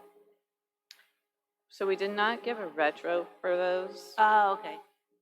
Or this year also? There will be an increase. For this year. So is that something that needs to be added? It does need to be added, yes. Okay. So I think that's in 24, 25. For 24, 25. Okay. So whatever kind of proposal we have, we'll have to approve with that amendment. Okay, my second question, or question number 9 on the second page, where it says, please provide a summary of negotiated agreement. For example, if the increase in year 1 was for less than a full year, what is the annualized percentage of that increase for year 1? And I see that there it says tentative agreement is for a schedule increase of 6% for fiscal year 23-24, retroactive to July 1st, 2023. Should we also mention there the increased health benefit costs? I know it's not quantitative, but it's qualitative. Yes, we could. So, just because these documents are important, we refer back to them. I think it helps if they're I believe it is. I think it's later. It is described. Yeah. It's captured later too. So I think it's just helpful where they ask the question, we completely answer them. Sorry to be nitpicky, but the 1200 is like a pretty important document.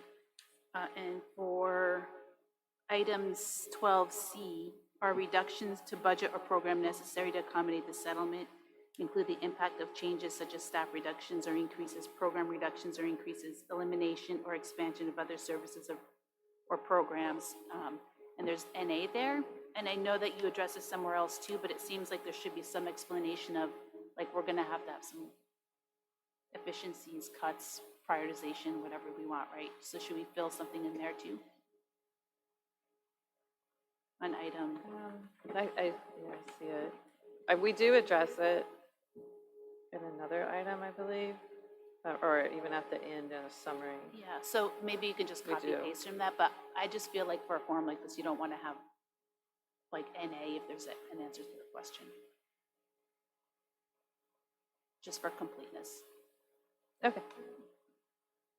I'm sorry to nitpick, but it's like, it's helpful because this is a document we'll refer back to. Yeah, but you can't change it at this point, right? I don't know. I mean, we're voting on it right now. No, we can change, we can vote with a change. We always do that. Oh, Yeah, of course. So you had to put Brett- specific language in now. Yeah. Or we often will approve things with certain changes.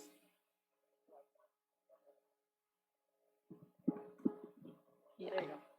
All right, thank you. Brett McFadden, and I'm currently serving as the district's fiscal advisor. So the answer to the question, can this document be changed? The board wishes further clarification in those areas that are already noted. You have the authority to do this. We've shared this document with the County Office of Education. It meets with the approval and meets with the conditions required under AB 1200 and 2756.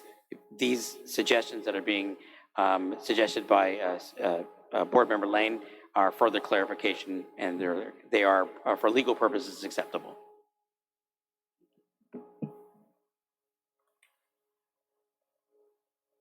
So with those changes, We need to make a second motion.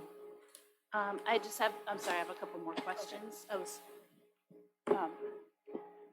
for item E, it's just a similar question, again, because it's helpful to have these forms like completely filled in. For item 12D, what contingency language, oh, there's nothing in there. It's 12E, will this agreement create increase or decrease deficit spending? And it says that deficit spending will increase in the adopted 24-25 budget. Then it also asks, if yes, explain the amounts and justification for doing so. Can we approve with something added there too? Yes. And then we can discuss this with the resolution as well, but I had a question too on item G, source of funding for proposed agreement. Number one, the current year refers to district intends, LCFF and other revenues. District intends to seek board approval for the permanent transfer of Fund 40 monies for the purposes of fiscal stabilization in the 24-25 fiscal year. So is there a plan to permanently transfer funds from Fund 40, or is this a loan? This would be permanent. Okay, and do we know the amount that would be transferred? Well, I'm going to refer Okay. to Brett a little bit on that. We're still working on calculating that. Thank you, Brett McFadden, for the record. So the proposal is for action, because we'll show this in the next item. The district currently has a negative fiscal certification. You've seen the letter from the county office. This is a very serious letter that you've received. So I perform work all over the state. This is how serious it gets on this. You will be labeled a going concern within about a month or so, and then the district is poised for a significant set of fiscal challenges, and absent any action to your general fund at some point, whether that's reductions or what, you are at risk of going into receivership, i.e. takeover at that point. We are proposing a taking in element, one portion of Fund 40, to be able to permanently transfer to the general fund to buy you time, over time, so that we can correct the structural inequities here, but at the same time put the district in a position by which it can continue to invest in its staff long-term with this. So we're not arguing causality, we're just arguing the facts of where we are. The dollar amount estimated at this point, we performed a cash flow analysis of Fund 40. We estimate at this point, we haven't narrowed it down yet, somewhere between $1.2 and $1.4 million as a one-time move.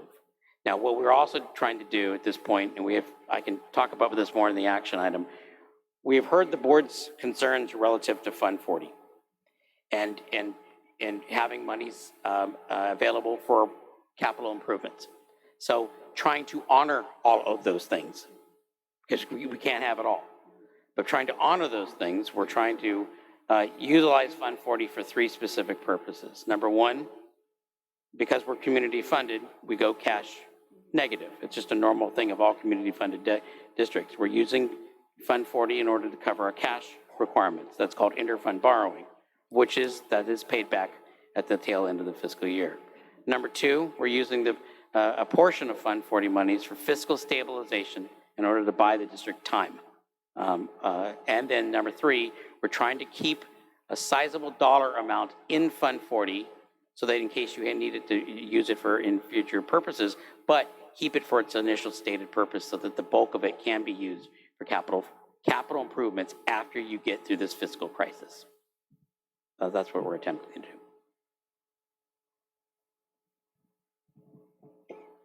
And I would also add, of the dollar amount that Brett is referring to, that includes the interest that we've spoke to you about before. So it's not that amount plus interest, it's including interest. Yeah, it's just helpful to have like a ballpark, because it was like, without a number somewhere, it was like, could it be 5 million? Could it be 1 million? Like, I think that makes a difference. So thank you for. I failed to, I apologize, I didn't mean to cut you off, Board Member Lane. An action like this, we would come back, you're required to come back to the board, inform the board at a public meeting as to what when did that transfer occur, what that dollar amount was, and such. Now, the board also has the authority, if you would like to say, we intend to pay the Fund 40 back in some period of time. You have that authority if you want to place that, on that action item, and say that the intent of the administration is to pay it back. My argument would be is that that's a fine, policy perspective or policy position, but I would argue that the district will need time, a period of 2 to 3 years in order to fully pay it back. So you could state that as a stated intent if you wanted to do that. I would like to do that. Right. You'll have an opportunity to do it in 2 action items. Yeah, I know, I knew it was going to come up, but I guess it comes up here too, so. Well, that's why knowing the amount is helpful, because it seems like feasible, like over a few years to pay back 1.2 to 1.4 million. And maybe I don't know if we would need to have a time frame, but we could just leave it, if we could just leave it open. Okay, that's the other action, if you don't mind, we'll come back to that. No, it's also here, the word permanent appears in this form. So it's both. You could delete the word permanent. You're seeking a fund transfer. You're seeking a transfer of Fund 40 monies for the purposes of fiscal stabilization in the current fiscal year. You can eliminate. Can we say something about paying back or loan? You don't need to in this document here. We've got the next. But you can in your policy action that you have in 2 items. Okay. So do we need to make a motion with that amendment? So I'll make a motion to approve with the following amendments. Let me see if I get them all. Number 1 on the first page, under other compensation, adding in the amount for year 2 and year 3.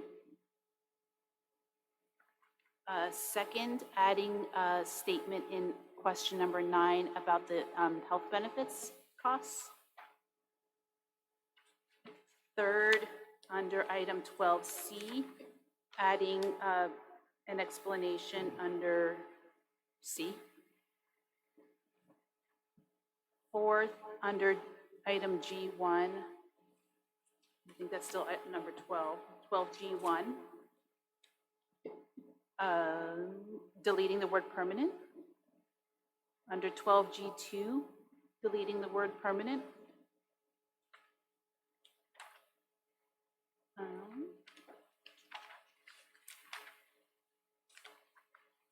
And under section J, item 4, the last thing on the document, the AB 1200, also deleting the word permanent. So I make a motion to approve with all those changes. I'll second.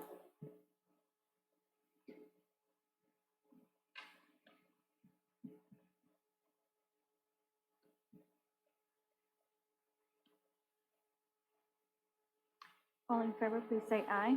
Aye. Aye. Those opposed, please say no. Passes 5+1. This brings us to item 4E, process and development of the 24-25 fiscal stabilization plan presentation.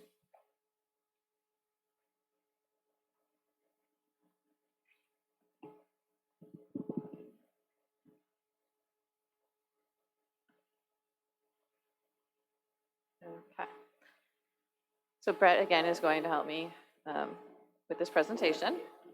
I'm going to tag team this one. So tonight, what we will cover is an update on the district's fiscal outlook, the need for an updated fiscal stabilization plan, input and feedback from San Mateo County Office of Ed, and the proposed timeline for plan development and adoption.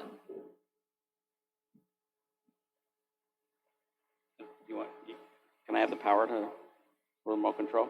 Yeah. Okay, I don't usually get this at home. I'm afraid to give you power. Yeah. All right, there's what, do you want to go over what we'll cover this evening? I just said that. Okay, all right. Unless you want to add anything other than just what's written there. Oops, I gotta go back for a second. Sorry. Oh, God. Who gave him the power? Okay, you ready? No, just checking. Okay. Okay. You can have this one. All right. As form a baseline for understanding for the board and for the audience, all school districts in the state of California are required by law to conduct certain elements of fiscal reporting and fiscal accountability. One of those is multi-year fiscal projections.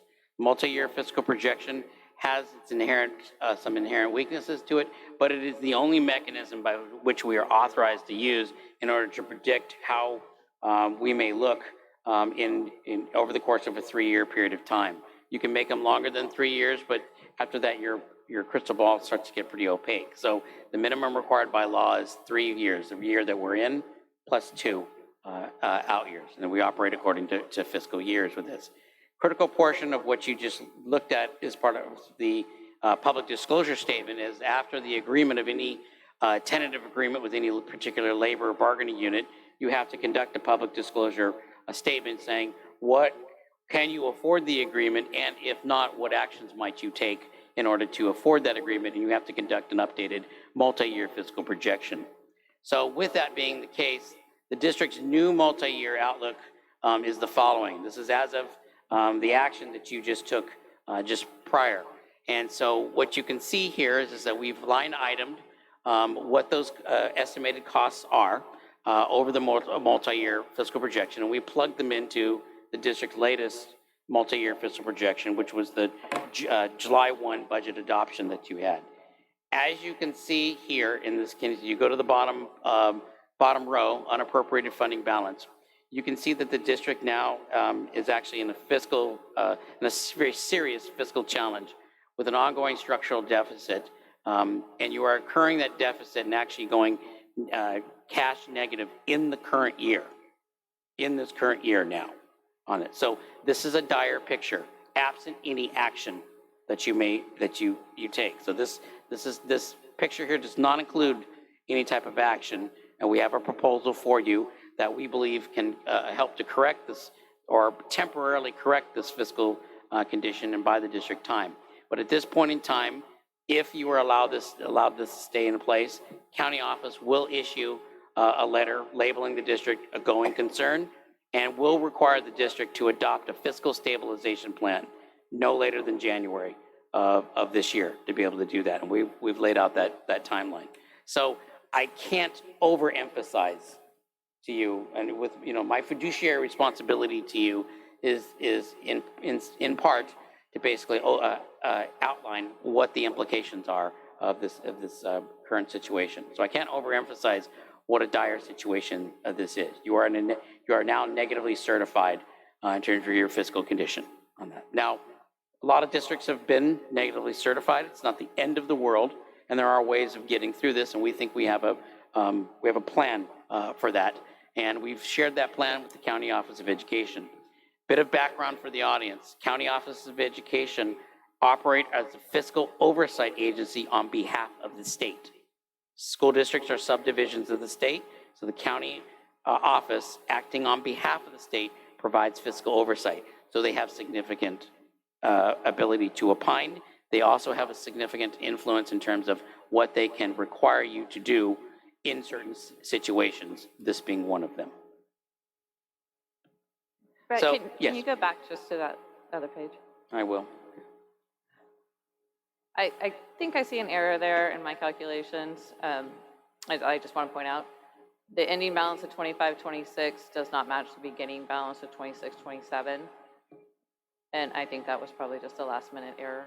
So, but that being that error in the 26-27 year, I'm not as concerned about it right now. But I just wanted to point that out. Got it. All right, so sort of to sum everything up, not only in terms of the district's multi-year fiscal condition, but the district faces other challenges as well. Obviously, we have an ongoing structural deficit in the general fund, and that was displayed in the multi-year fiscal projection. It unfortunately gets worse. Prior fiscal stabilization actions, these were actions or plans that you voted on in the past. As we've looked through those, it does not appear that a significant element of those plans were implemented. You passed them here at the board level, but they were not implemented. Therefore, any savings associated with those actions was never realized. So the fiscal condition in our, now we'll begin to crunch numbers, but when we present the first interim budget report to the district in December, the fiscal condition of the agency's multi-year fiscal projection will worsen, because there are a number of things that didn't occur, and we will have to factor those things in at the first interim budget proposal or budget report at that point in time. In addition, the district has a very heavy reliance on its parcel tax for its overall budget condition. A renewal of that parcel tax is up in November. Fortunately, if that measure doesn't pass, you still have 2 years of period of time to be able to develop an action plan to correct for that if it doesn't. But the district is relying on the ongoing elements of the parcel tax. You have aging facilities and modernization needs. That's why you set aside a significant amount in Fund 40. You have ongoing instructional and programmatic needs. And then when it comes to the recruitment of staff and the need to retain staff on the coast side, that's an incredible challenge. And attempts to address that, as you have recently tonight in the ratification of the agreements, that is a good public policy. We're trying to do all of these things kind of once. So that's all of those things set forth then a rather challenging set of circumstances or conditions that the board and all of us are going to have to navigate through these. One more thing. Yes. So speaking of the fiscal stabilization plan that was not implemented, there were some implementations to it in the 24-25 year, but they were rescinded by the prior administration. And then there is not a plan for some of them that are in the 25-26 year. So. Jennifer just goes over well at parties. You should see her. Make it stop. It's a bundle of fun. Yes. Yes. Okay. So this is the district's reporting fiscal reporting calendar. This is required by law. It's very similar to that of other school districts. So the red arrow is where we are now and what we will be approaching over the course of the budget development and LCAT development for the remainder of the year. So developing a fiscal stabilization plan. Your CBO and I are in constant discussions with the county office. We had a meeting with them Tuesday. So San Mateo County Office will declare, this says could, but given the current information that we've provided them, they have stated that they will declare the district a lack of going concern no later than the first interim budget report. That will be in December. This will put the district on the state's fiscal watch list at that point. And so they published that list. That list will be publicized in January, along with all the other conditions of the other districts. And so you will be, it will be public around the state in terms of your fiscal certification, likely being negative at that point in time, absent any action you take relative to the use of Fund 40. So the stabilization plan must address the district's ongoing structural deficit and restore the districts to a positive fiscal certification by the end of 24-25 over time. That will be the requirement that the county office will require you to take action. And they've included a plan for that, and they've stated that that needs to take place in January. So next steps for plan development. This is what we are recommending. One thing that isn't reflected here, and I believe a member of the fiscal committee, budget advisory committee is here tonight, and I'd like to invite that individual to come and provide perspectives on that. In September, the administration reconvened the budget advisory committee, included several new members, and we had our first meeting in November, and a very robust conversation. We will be meeting monthly through the remainder of this fiscal year, and so those actions are stipulated there. Beginning in October, on October 24th, we'll go to the Budget Advisory Committee with a set of possible actions by which they can analyze and look at closely and provide their opinions of. We're choosing to use a Budget Advisory Committee for community input because we believe that's the most effective tool that we have right now, and we need to move fast through that process. And so that's a body of individuals that have been here for some time. They know the district well, they know the community. They also have dedicated much of their time in looking at previous fiscal stabilization plans. And I would also add it consists of board members, CUTA members, CSEA members, admin staff, and some community members also. Right. So it includes basically your primary partners, community and internal and external. So the plan at this point is in October. Tonight you ratified the CUTA agreements as well as the other Me Too clauses with CSEA and then also with administration. And you've approved the public disclosure statement required for that. We've updated our multi-year fiscal projections and we've shown those. And then it will initiate plan implementation and plan development. We'll be holding a budget advisory committee meeting on October 24th, bringing to them data and information by which they can weigh possible actions. Moving into November, we'll continue to have the budget advisory committee continue to meet. At that November meeting, we're anticipating that they will actually, working with the administration, begin to develop plan elements so that we can bring those to you for review. The administration will begin conducting and performing the work required for first interim budget adoption. It's about a 3-week process to be able to look at the first interim budget report. And then we will report back to you on the Fund 40 transfers that may or may not occur based on the next item's action. In December, we'll present the first interim budget report to the board, the latest updates and such, and we'll provide input that from the County Office of Education, and they may actually be here for that meeting to provide their perspectives.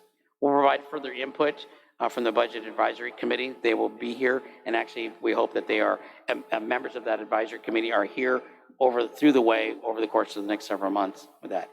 We'll present the 23-24 audit as required to before the board as well and approve that. That's for the prior year. All of these actions culminate in January.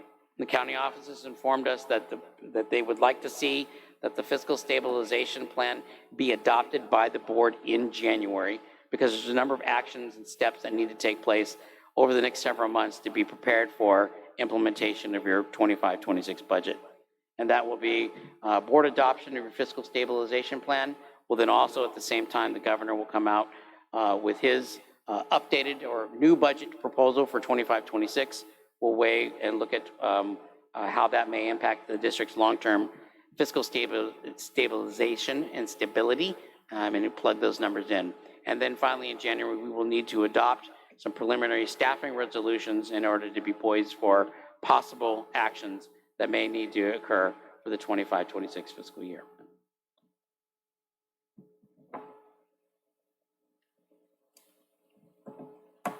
Thank you very much. That is our process for developing the plan and moving forward. Are any of these working exits? Somebody's going to come up, get me. These are, all right. No, you got to stick around. We got a couple more topics to tap into. Any questions, comments here? We've got a couple others. Can I ask what didn't get implemented? What cuts, stabilization did that work didn't get implemented?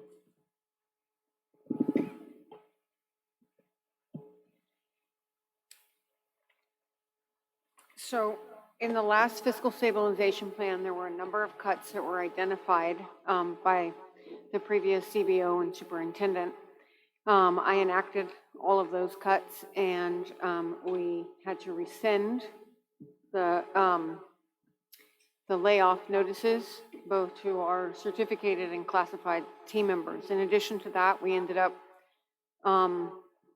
hiring 2 additional certificated FTE, as well as 4 additional classified certificated FTE. And we have to date plans to hire 2 more classified FTE at 6.5 hours a day, and 1 more certificated FTE. Why were they rescinded?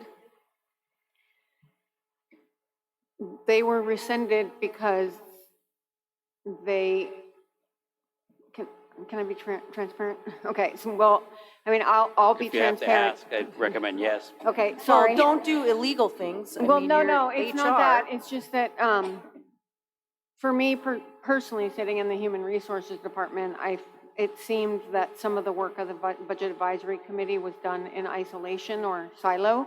And when I looked at staffing across the district and enrollment projections across the district, I didn't recommend that we move forward with what was in the previous stabilization plan. To be perfectly honest, I had difficult conversations and said that I thought that we were going to need to hire 2 additional TK teachers, at least 2 additional certificated teachers. I knew Dr. Bhatia was working on VAPA funding, and I knew that we'd have to hire staff for that as well. And then looking at the special education enrollment and looking at students who are coming from the special education, early education program into the general education population, knowing that we had a certain number of students coming in, I predicted that we would probably need to hire additional special education staff as well, and that bore out to be true on both fronts. I just want to clarify, Bianca, that the prior fiscal stabilization plan was not the result or recommendation of the Budget Advisory Committee. It was not them. It was district office staff that made that plan. And what we're proposing in this round is hopefully will be a more inclusive process. Utilization, you have a Budget Advisory Committee, I've had the opportunity to meet with them. They are very passionate about it, but they're passionate about the district and they're passionate about the students in this community. And so that's I firmly believe it's the right people to have to provide, advice and perspectives on things. I don't expect that entire advisory committee to be able to concur because the actions that will be required will be difficult. But it is a venue by which the district can seek input from its partners for perspectives and advice. So then if it were to summarize what I'm hearing too, it sounds like maybe there was a little bit of a disconnect among district staff in terms of laying out a fiscal stabilization plan previously that was feasible. And so it kind of was laid out, then determined not to be feasible, things are rescinded, and now we're gonna have to do the hard work of coming up with not only plans, but plans that are feasible, and to just, I can't emphasize enough, like, it's gonna be hard. It's gonna be really hard. And we're gonna have to make some hard decisions and people aren't gonna be happy. And we're gonna need to be ready for that. So I think. And yes, that is just that is accurate. To state the obvious, right?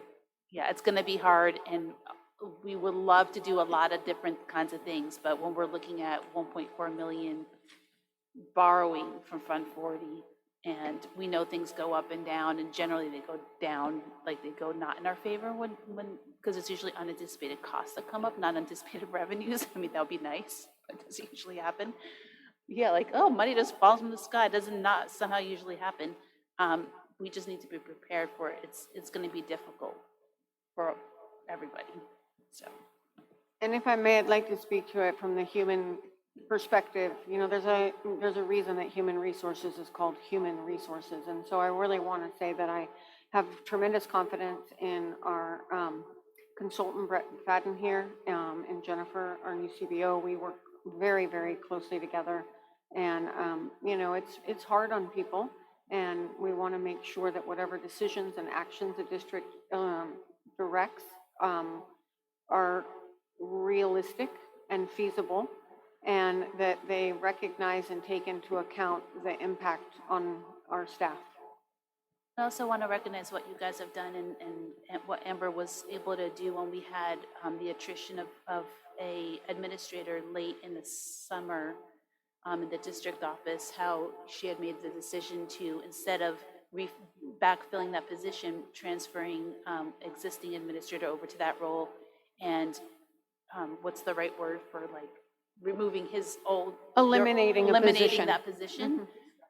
Yeah, and like eliminating one position when the opportunity comes up. And I think that just really speaks to the opportunity for when you can plan ahead, it's a lot easier to save money, right? When you have to do things kind of in emergency situation, it's a lot harder and a lot more painful. So the more we can kind of, like, I guess, start to kind of plan ahead as much as we can our spending and not kind of like have to like catch up on things, that's, you know, it makes it easier because then you can look for opportunistic things too, not just the hard things.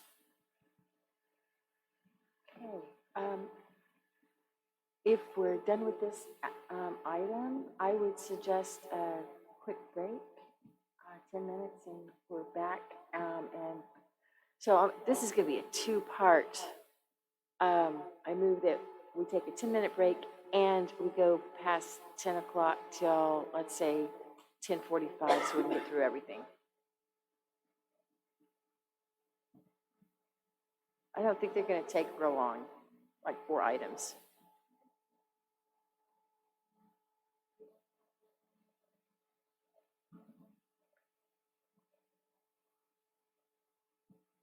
I think we should go to 11. Okay. Do we have a second?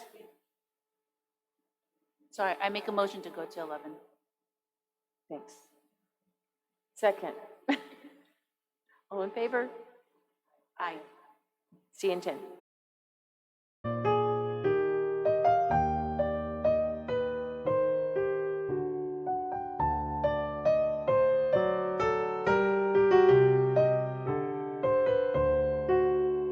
On to item 4, have to count F, revision of resolution 2024 approving the GAN limit increase for the 24-25 fiscal year. Jennifer? Okay, so this is a revision to the resolution that we brought last month, and this GAN limit is just reflecting that there is an increase to the 24-25 year. So staff is recommending the adoption of the revised resolution. And what's the additional?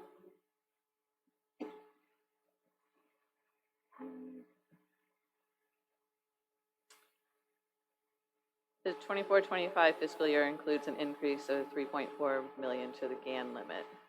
Okay, thank you. Do I have a motion to approve? So moved. Do I have a second? Second. Questions? Let's vote. All right, so it's resolution, and we need roll call. Kimberly? Aye. Carmen? Aye. Lisette? Aye. Mary Beth? Sophia? Aye. This item passes 5-0. Thank you. This brings us to 4G, adoption of resolution 2724, redefining the uses of Fund 40.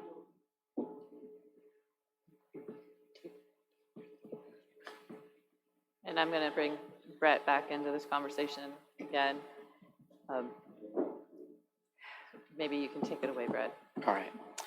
For the record, Brett McFadden, Fiscal Advisor. What we have before you tonight is a proposed resolution that does two things. Number one, it changes your previous action from, I believe, maybe 18 or 24 months ago when the Fund 40 was initially created by the board, and the 11.7 or $12 million at the time was deposited into Fund 40. At that point in time, the Fund 40 was created for the purposes of capital improvement in capital, one-time capital improvement projects. With that, we're proposing this evening to change the allowable utilization of those monies, which is allowed under Ed Code, to be able to do that. And in this instance, we're proposing is that you authorize the superintendent and CBO as a designee in order to conduct a fund transfer of a certain dollar amount into the general fund for purposes of fiscal stabilization, and then to come back and report that fund transfer. Now, I understand the board has concerns as to the repayment of that in the future, and perhaps in terms of how the resolution reads, in terms of there's a clause in there, time between, what does it say, time to time, something like that? It says from time to time and at such times. Yeah, so that could be amended to say that the superintendent is authorized in order to do that. We believe you only need to do that once in this current fiscal year. We're fine-tuning our cash flow and analysis to determine what that dollar amount is. As I mentioned, it's somewhere between $1.2, $1.5 million to be able to do that. But nevertheless, we do need this authorization in order to avoid the bulk of the fiscal challenges that you will face immediately absent this action. Thank you. Do we have a motion to approve? So moved. Do you have a second? I'll second. Can I just ask a clarified question? So we are amending the resolution? I believe we are recommending, or well, I'll put it this way: staff is open to the possibility of amendment. The board needs to make that amendment, though. Those amendments. I can certainly advise you on that in my role to you, but the board will need to make that. So do we want to put some restriction on repayment? I do. Yeah, and I appreciate, I think it is 2 spots in section 2 that indicate the board hereby authorizes from time to time the transfer of monies that are not actually encumbered. I think if we can change that, I don't know if there's wording you would recommend, or like the board hereby authorizes a transfer of money. If it's acceptable to the board, we'll note that, and we'll put in wording that reflects that it will be a one-time transfer for the purposes of fiscal stabilization. Yep, and probably you'll have to revise the next part later where it says, like at the end, is like at such times and as necessary, like make it clear in those 2 spots, suggest multiple times. However you reword it, taking those things out and making it clear that's one time. Don't we also need to say in this that we're going to pay it back? Now, the question is, we can't give you at this point in time an estimation as to the ability to pay it back, or or when. That's going to be subject to the other actions that you'll need to take. So we'll see. I'll try this to see if this is a possibility. You can reflect in the resolution that the board's intent is for it to be paid back once the general fund is stabilized and you return to a positive fiscal condition, and then you can at that point in time implement some type of repayment plan to Fund 40 to do that. But I can't at this point in time. I can't give you an estimate as to when that will be or what that payment structure might look like. I was going to say, alternatively, similar to kind of how you were doing it in the other document, the AB 1200, we could potentially, I don't know what you think about this, under that section 2, the board hereby authorizes like a temporary transfer of money. And then if we need to come back and make it not temporary, we can always like re-resolve it. But I feel like it's almost like when you have like the brakes on something and then you kind of slow the brakes off. And if you still need to slow them more, then you kind of like take them off more. But like, why release all the brakes if you don't think we necessarily have to? I would probably feel more comfortable with making it temporary. And then if you need to make it permanent, we can come back and make it permanent. I like temporary better than we intend. Same, that's, I also feel that way too. Intent doesn't, it feels like it has more like certainty when you say temporary. And then the intention's like, well, who cares? I mean, really, like in a way. What do I'm you gonna think? fix my fridge with duct tape and it's temporary, 10 years from now. Well, yeah, all right, intend to fix it, but I'm not Yeah. going to because But I don't it's really temporary. feel like it. It's like, how do you feel about that, Brett? Something like the The board. concern I have is how will the county office interpret that? Because the county office is in order to certify the district is in a positive fiscal condition, is going to need to see actions that are permanent in nature. Why don't we put a timeline on it then? I don't mind if the timeline is long, personally. I don't mind if You you could put- make yeah. it a little longer than you think we Sure. need to. What about, again, and I apologize, Madam Chair, I'm just sort of just putting out ideas. So in order to get the board to a comfort level. So you could put in intent language, that it is the intent of the board, that the Fund 40 will be, Fund 40 monies as they exist in 24-25 will be repaid back for purposes of capital improvements. And furthermore, you could instruct that staff come back at a specific time, say January, February, sometime in the spring, with a plan by which to restore those monies. I like it, except I still don't like that intent again. Sure. Is there a different word we can use? Can we just say will? Was that too? bright? Aspires. Oh, No, that's inspires the whole, same. It's even worse. Yeah. Sorry, but I know. like the staff will come back with a plan, or what was the first part that you said? I mean, can we say we will repay it? And we will come back with we being you, will come back with a plan by February, let's say, because like, let's say January is your thing that you have to do for the county? What was the other word you said before? Temporary. When you thought maybe temporary wasn't gonna be approvable. Yeah, okay. We can take a quiet moment. I mean, I Right, like what think. you said, that we will, and if we need to put years in there. Yeah, you could put the language in there, and it is, Brett, can we approve as it is and then bring it back for ratification? yes, you another have the meeting? ability to. I you have don't the want to, ability- I don't want to approve it like this, Right. but I don't know about others, so. No, I'd rather not have anything saying, I'd rather just do it once and write. So if we want to take like a minute or even a moment of silence. I'm going to pose an idea. If the board is comfortable getting an even, the board will receive, the district will receive a letter from the county office, like it did today, in a very stern fashion. So if you are all right. We know. Okay, you've been there before, We've right? all done this Okay. many Yeah. times. So if you've been to the woodshed before then, so if you don't mind getting an even more stern letter, then I'm thinking it might be possible, I'm gonna look to you, Jennifer, it might be possible that we could table this item, hear the concerns of the board, and then see about working with the county office, going back and trying to redraft this to bring it back to the November meeting. Because the action for fund transfer needs to take place in the 24-25 fiscal year. So there's not an urgent thing to approve it tonight?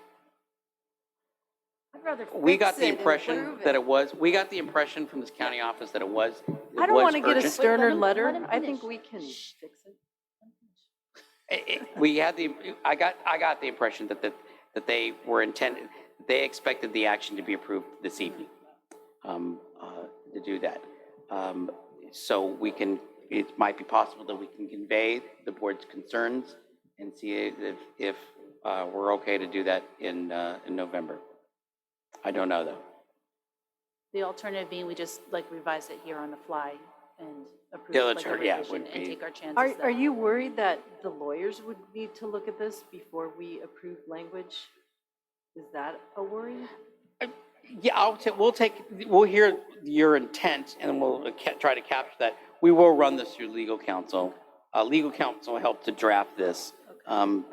And so we will certainly do that. I think that's an So appropriate thing to do. if I were to summarize what I'm hearing so far, is that we would approve, remove the time to time, make that this is a one-time thing, with a plan to repay. And could we say repay for now, repay in the next 5 years? Again, it could be amended again later. Would you guys be okay with that? Yeah, I'm fine approving it with edits that indicate it's a one-time transfer of money and that district staff will devise a plan to repay it for Right. board approval. Right, we'll devise a plan to repay it Yeah. and bring that back for board Yeah, consideration, those two board things, approval. and you guys work out the exact language, I'm Right. fine with that. And that, we can put a stipulation of that the plan to repay it shall be brought back to the board in the current fiscal year, 24-25 That's year. fine. Sounds good. Yep. I can- Okay, that works. Yeah, that's good. Thank you. Thank you. Let's vote. Do we need to change the motion? Yes. Yes, you do. I would like, point. you want to do it? As, No, go ahead.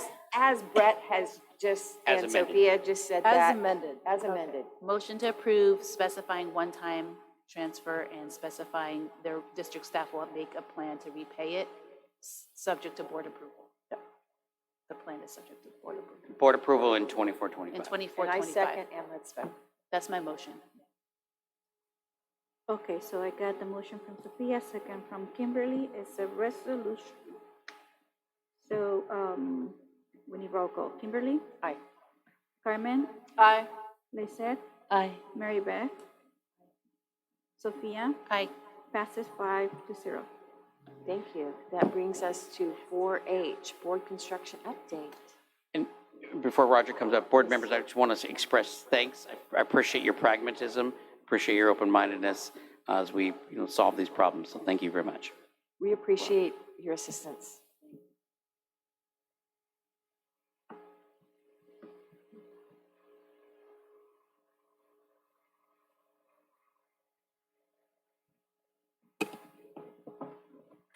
Well, Brett's certainly a tough act to follow. I hope this next item can cheer some folks up. So we're gonna, today I'm Roger Shahar, construction manager with Banner, and we have a team that's working on the bond improvement projects for Measure M and S. And I'm gonna go ahead and start with our update, our construction update for the month of October. So starting off with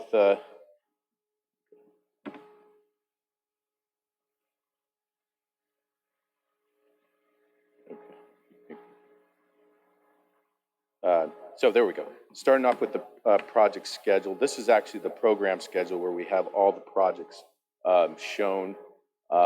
We have their durations. You'll see the year and the months and the projects on the far left column. Those blue lines are actual activities in construction, and the green vertical line down the middle is where we are today in the middle of October. So you can see we have two projects moving forward with El Granada and Farallon View. We also have a high school hillside projects that's underway. And then it's followed down the road by the El Granada Phase 2 project that would occur after Phase 1 is complete. Next slide, please.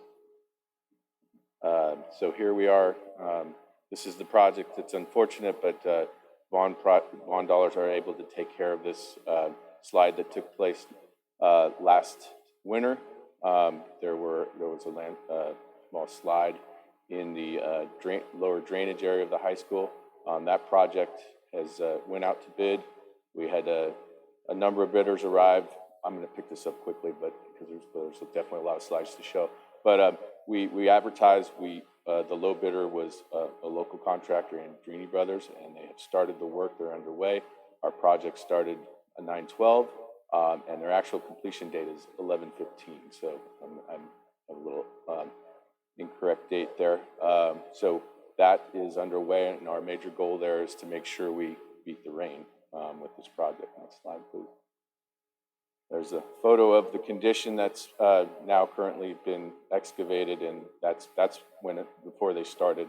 But they're currently working out there and reconnecting the pipe and rectifying some issues out on site from drainage. Next slide, please. So next project is Farallon View. That's the general contractor out there is Core Construction. Studio W Architects, who was here a couple months ago, is the architect. Total project budget is shown. Our schedule there. That project met our first milestone in August of 24. They completed building A and the parking lot, and now they've started building B at Farallon View, and that project is well underway. But building A is now occupied. We can see there the completion dates for A, building B, and the MU are actually getting renovated, and that's due for completion in late August of 25. We're working on pulling that date back so it's obviously ready for the start of school. No coastal development permit was needed on that project. Next slide, please. Farallon View. Here's a photo of what it looks like today, and you can see the improvements. The parking drop-off areas is improved. There's a separation there to keep the cars that are dropping off and parking, and that really has helped with traffic. And then there's the new landscape in that area in the parking lot that's helped with. It's going to help with water drainage, and they've planted water efficient plants, and they have that's a photo of the drain basin that actually collects a lot of the rainwater and uses it for irrigation. Next slide, please. There's another view of Farallon, what it looks like today. Major improvement. Folks really seem to be happy out there. There is gates along the front. The campus is now completely gated along, even in front, so that certainly helps with safety. Next slide, please. There's another view. It's kind of hard to see with the glare, but that's the front drop-off area. And again, the parents and teachers seem to be very pleased with the new campus entryway. Another view of the parking lot, much improved. Next slide, please. There's the classrooms. You can see the classroom, the furniture that was installed, the new finishes. These are completely new classrooms with new casework inside for storage, and then you can see the whiteboards in the background. That's kind of, they call it a smart wall, but that's movable. There's a display on that wall that also is there for the teachers to lecture with. Next slide. Doesn't look like much, but this is building B. They're removing hazardous materials that were there, and that's the next building. That's the building they're working on now. That abatement is now complete. Next slide. There it is, building B, completely all materials. Obviously construction before there were materials that were being used that were not healthy. So now, all asbestos and lead have been removed, and we have completely. And then this classrooms are being renovated and seismically improved. Next slide. And here we have a photo of the new location for the shade structure. This will be between building A and B, and also the multi-use room has doorways that open up to this shade structure, but here the foundations are formed and have the reinforcing bar. Next slide, please. There's the concrete poured for the shade structure. And they're going to be getting ready to install steel shortly out there. This area is completely taped off from the rest of the campus, obviously, so there's fencing around to isolate the work area from the occupied campus. Next slide. And there's a view of what the shade structure is going to look like. During programming, there was a concern about the kids not having a place that was sheltered to sit and eat lunch, so this was incorporated into the design, and that's a view of what it's going to look like once it's complete. And then we move on to El Granada Elementary School. We have Rodan Builders as the GC out there. Moving down, you can see their budget. The project schedule is was started in June of 24, and they'll be complete in early August of 25. We have that date extending to the 31st for them to complete some punch list items to make sure they can close out the project. Then we move down to the status building 0.5 complex. That was the portable buildings and the temporary restroom that was built. That's now in place. That was completed. The playground and play structure, we'll be showing some photos of that shortly. That was completed and is in use. Kids and teachers are very excited about that. New building C construction, that's the new 7-classroom building. There were 10 portables that were demolished. We're coming back with 7 new classrooms, one of which there'll be a new music room, and there's also a science room with other general classrooms, with the other classrooms being more general classrooms. Modernization buildings A, D, K, and M, that's going to be part of phase 2. And along with this update for El Granada, there is a parking lot lighting CDP that's coming up. Forms have been submitted to the county, and we're starting that process of reviewing the lighting, and I know we'll get into more of that later. Next slide, please. Here's a view of the campus. The new portables on the right.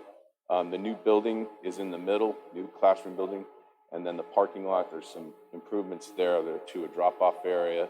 The trash compactor area is getting moved, and there's some sidewalk access that's being improved to meet the DSA requirements.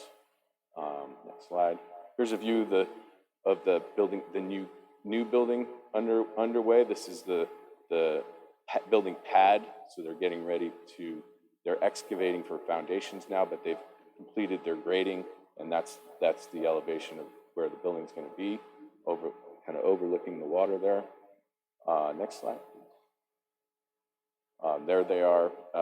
They've marked the corners of their foundations. They've completed their surveys. It's hard to see, but they're marking out their footings, their foundation footings.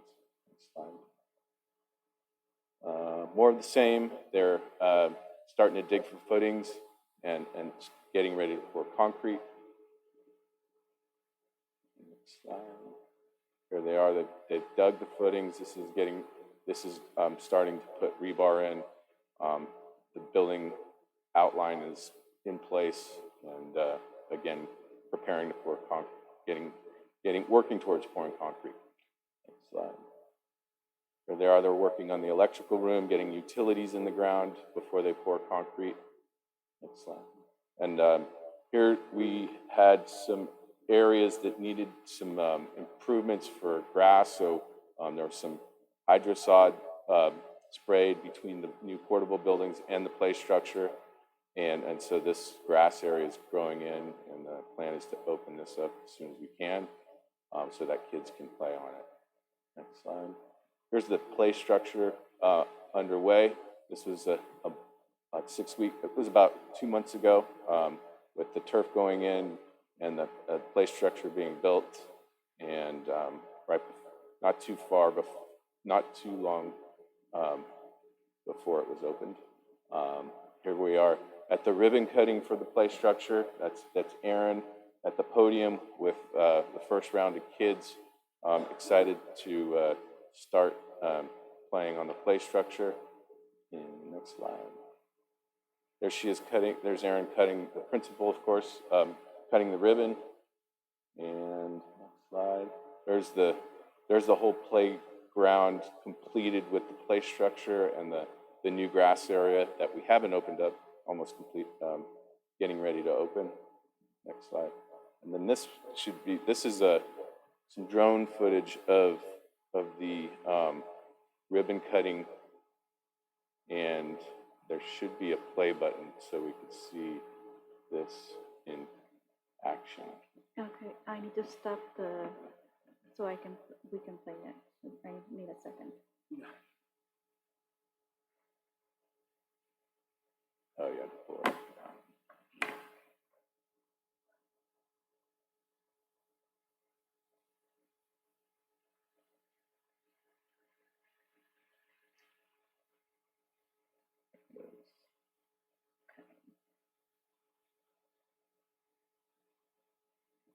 I'm sorry, I've had a major family emergency come up. I need to.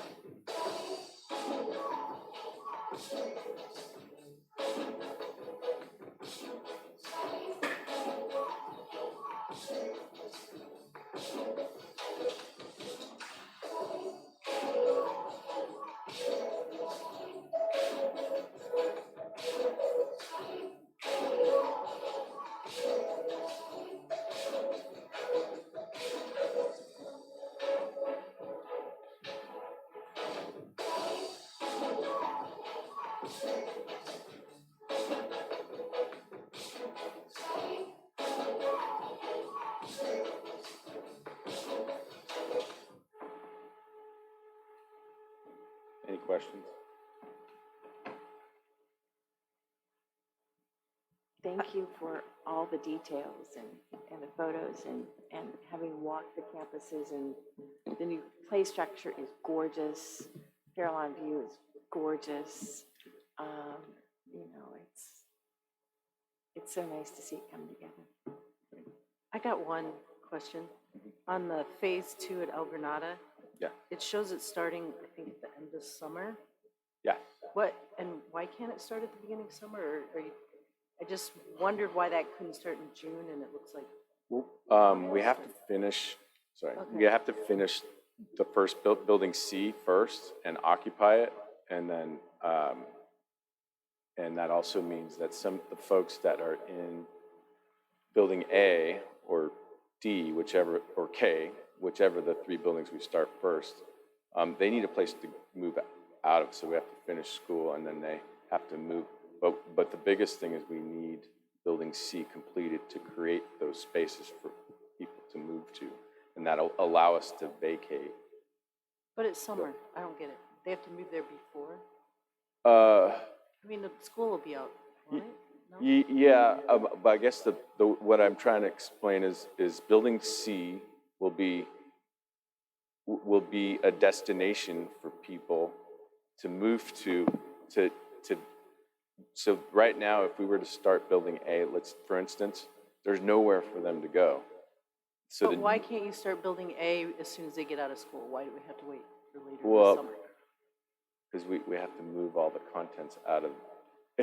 It's a swing space thing. I know it's hard to visualize, but like all those people need a place to go. It's not just the kids, it's all the stuff. It's all the stuff, and there needs to be a place where they can go temporarily while that building's being worked on. And that's hard to visualize. And how is in terms of, I mean, you had the totals for Fairlawn View, but how's the costing of everything? Does it seem to be on track? It as is on expected? track. We're at 95% construction documents with that, and we're doing a constructability review internally to make sure that all the documents are okay and we're not missing anything and they're coordinated. And so far, the comparison between the architect's estimate and the contractor's estimate is aligning with the budget. Okay. Yeah. And then how do you communicate that with Jennifer? And all of the costing pieces. So we meet weekly, and I have a biweekly report that where we go through the project and we go through project updates, and then I talk about any budget items or budget changes and trending for like a build for El Granada Phase 2. Okay, and Yes. are there any plus-ups estimated for the lighting fixes at Fairlawn View? I didn't get that. Are there additional costs that we're incurring to fix the lights at Fairlawn View? For the bollards, yes. For bollards to go in, yes, because that was not in the original estimate. But the lights got installed at Fairlawn View, then they got turned off. And Oh, now Fairlawn. there's- I'm Fairlawn sorry. View, yes. Sorry, I'm thinking El Granada, sorry. Fairlawn View, our first goal is to try and see what we can do what's there. And we know that the lights that are there can be dimmed. They're down to 20%. And so we did have a movie night at Fairlawn View about a month ago, and we tried, we adjusted the lights down from what they were originally set at, so that when they were in their standard mode, just without any motion sensors, they were modified down to 80%, 80% of their maximum of what they can provide, and then basically they were dialed down to 30% when there was no motion, and then when there was motion, they would turn on brighter at 80%. We gave that a try during the movie night to see if the neighbors were okay with it. Didn't get a lot of feedback, so we were gonna try another test and lower the lights as much as possible. Now they don't meet the low amber light levels, but we do want to try what's there first and test it with the neighborhoods to get some feedback. I thought there was some, am I missing something? I thought there were like shrouds or something. They do have, and they are getting the shields to help. That weren't originally. They were not there, correct. So we were supposed to get those shields yesterday, and so we'll see it. So there'll be some cost and labor for. The shields are not a big deal. It's more if we have to change the pictures at all. Right, because of the color, and just for the public's awareness, it was because we are in scenic corridor and we're right up against the llama farm and Right. where you have livestock, and so this bright white light, when the lighting was planned there, because it didn't go through coastal review, and for the people that are more sensitive on the coast side, not in like really sensitive, but aware of the dark sky and the wildlife requirements, the color spectrum wasn't chosen that was compatible. And so the Mid-Coast Community Council has last month took up Fairlawn View in discussion and went into great deal. You guys can hear a lot more just watching the Mid-Coast Community Council meetings in terms of the different nonprofits and wildlife people, but also on human and children too. So in limiting those bright white lights. So we're just trying to. I just wanted to explain that there's that other piece that's in the background that influences. Yeah, thank you. The write-ins that you heard for the next one. Yeah, I just want to try and see if we can use what's there, at least continue to test it and give it and share it and see what we can do and the next steps we can see from there. Yep. Do we have, and I'm looking around, I know we don't have, we may not have the answer tonight. Did we have a facilities like master plan on the schedule either for a regular agenda or is that something Superintendent Yava has talked about? Sometime in the next few months. Yeah, I thought so. Anyway, we'll dial that in the next couple of weeks so we know when to look at like our master planning for everything. Good idea. We look forward to kind of just having that Definitely. awareness. So, go ahead. I apologize. There was a facilities master plan in the past, and I do recall it being requested to come back. On a regular basis, yeah. Yes. Yeah. Okay. And then I just got one more quick question. Am I remembering this wrong at the high school? I thought we were going ahead with the trainer room. Oh, no, but that's it's been put on hold. Am I remembering that wrong? Okay, so that's. Been on hold. Okay. The plan there, Mary Beth, is to do a full assessment of, because it's related to the kitchen, and so we want to do the full assessment, and I believe the trainer's room is happy where they are, and there's no need to move them without any adjustment, if there's no adjustments going on in the kitchen.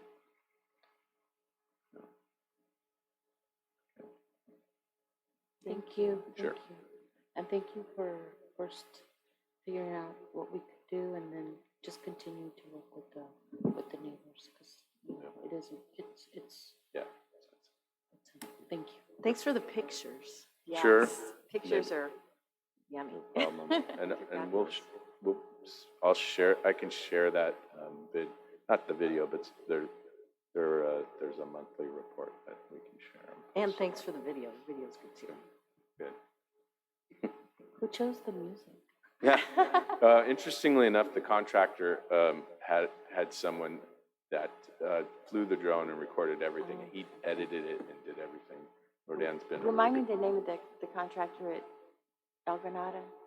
Rodan. Rodan. Okay, Yes, thank you. it was them. Yeah, so they really That was they really put that nice. together. Nice. Okay, that brings us to item 4I, El Granada School Parking Lot Review and Recommendation. Jennifer, for another voice, I know we've got more comments. Do you want to read the resolution for us? This was Amber's. Yeah, this was something that Amber was going to speak about. Yeah, sure, I can read this. So the coastal design permit review process is underway for the proposed parking lot design for El Granada School. Egress for the new building requires a lit path to a public walkway. Bollards are planned to be installed every 10 feet, running from the new building behind the Coastside Children's Program building and along the new sidewalk. That will wrap the length of the parking lot all the way to the entrance near Santiago and the Alameda. And we might consider asking DSA to approve spacing a 15-foot intervals if the illumination is sufficient for meeting Title 24 requirements. 1-foot candle average along the path and no less than, is that 0.1 foot candles? It's 1 foot candle is what Okay. it should say. Okay. It would be more in keeping with dark sky standards and interests of scenic corridor design principles and in keeping with blue ribbon schools. The Mid-Coast Community Council, MCC, at the review meeting in the spring of 2024 requested that all lights be turned off 30 minutes after normal campus activities and allow an override to keep lights on for special events. There are roughly 8 to 12 events that end after twilight. At the time of this memo, the MCC has not commented on the parking lot plans for the most recent submission. The lighting designer has also proposed 5 25-foot light poles in the parking lot. While the 5 poles were recommended by the light designer, they are not required. With bollards running the length of the parking lot and attention to exterior building and path lighting, it is believed that the last people to exit campus can do so comfortably and safely. And there is a potential savings to the district of at least $300,000. I will let Roger speak to that. He has done the calculations. And at this point, the staff recommends removing the 5 25-foot light poles from the submitted design to the county. But again, there's a lot more conversation on this based on the MCC meeting last night, I believe, and Roger attended that. Yeah. So if you don't mind talking about that, go ahead. Yeah, so last night we met with the MCC and Amber was there, talked about the lighting and the bollards came up right away. There was a lot of concern from the neighbors about the bollards being kind of busy, and there's quite a few of them. There's 49 of them, and and I think that there was just concern about how bright they're going to be.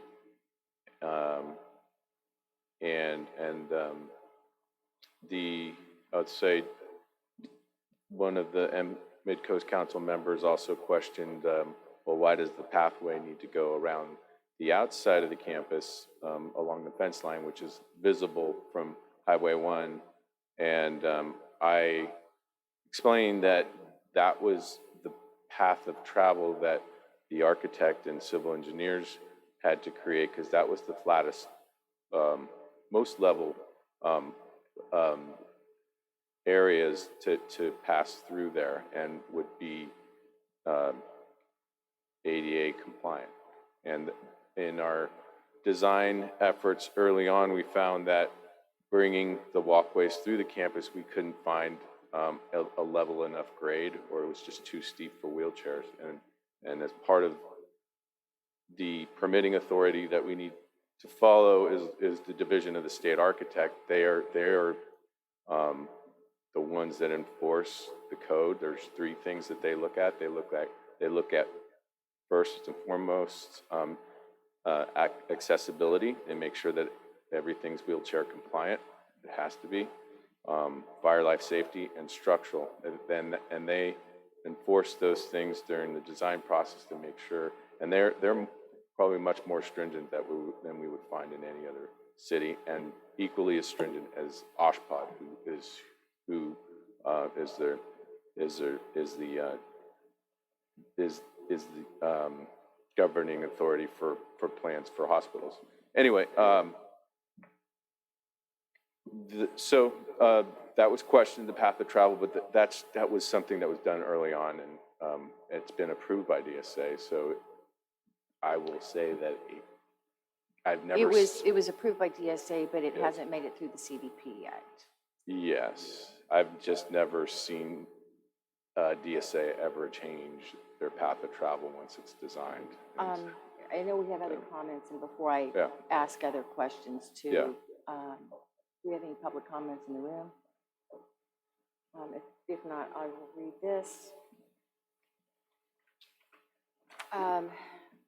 Tonbo, El Granada family, my neighbors and I do not want light poles in the parking lot. Please respect the scenic corridor. Thank you. Julie Bellagama, El Granada family. Again, similar, not wanting the light poles in the parking lot. We'd like to preserve the scenic corridor.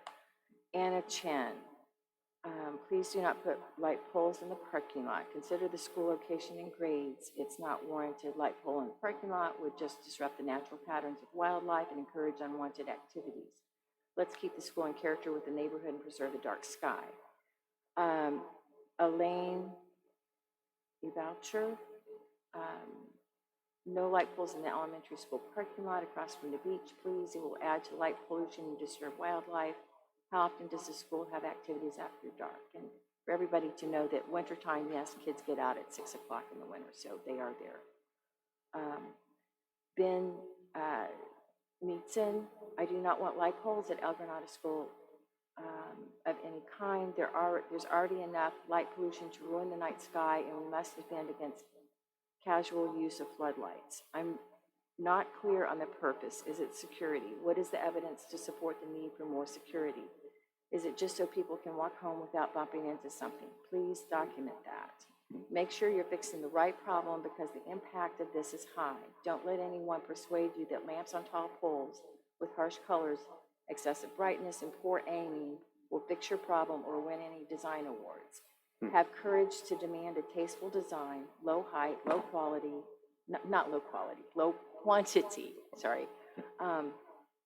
Dim brightness, amber color, aimed to light nothing more than the ground, motion sensing, time off after hours. Thank you for keeping El Granada pleasant.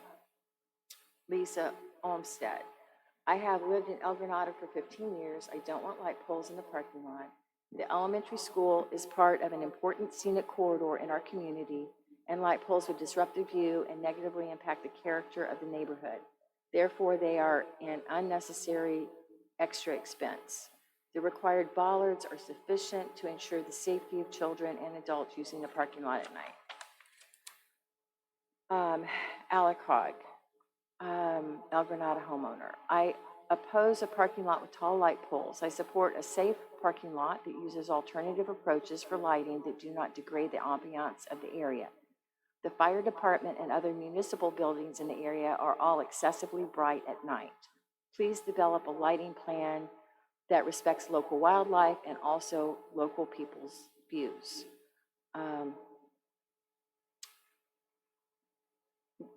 Michelle and Tim Bradley, to whom it may concern, please read this for the record in your meeting. Looking at the plans for the new parking lot, we would like some changes made. The 25-foot lights are not acceptable. We pay a lot of money for our view. We even paid to have the electrical lines put underground. Here's what we would like to see. No 25-foot lights. Bollards are okay. Put soffit lights on K building to help with the parking lot lighting. They must turn off every night, preferably an hour after everyone is scheduled to leave for the day. No reduction of parking places. We have enough trouble with everyone blocking our driveways and parking in front of our houses now. The lighting timers need to be controlled from El Granada Elementary office. The school is located across from the ocean. If lights are on all night, it will affect the wildlife in the area. We want our teachers, students, and staff to be safe. No one wishes otherwise. Having 25-foot lights on all night is not helping them. There's no reason the staff couldn't change the timers when there's an evening function. Sincerely, Michelle and Tim Bradley. Kirk Reamer, Hatch neighbor. Be a better neighbor and don't make the same mistake as Hatch. Light pollution is to be avoided. T24 can be met while respecting the neighbor's desire to be free from unnecessary excess lighting of school exterior spaces. Require architects to document nighttime testing of proposed lighting of parking lot and building perimeter lighting. Ensure lighting helps uses with minimal negative impact on the neighborhood environment.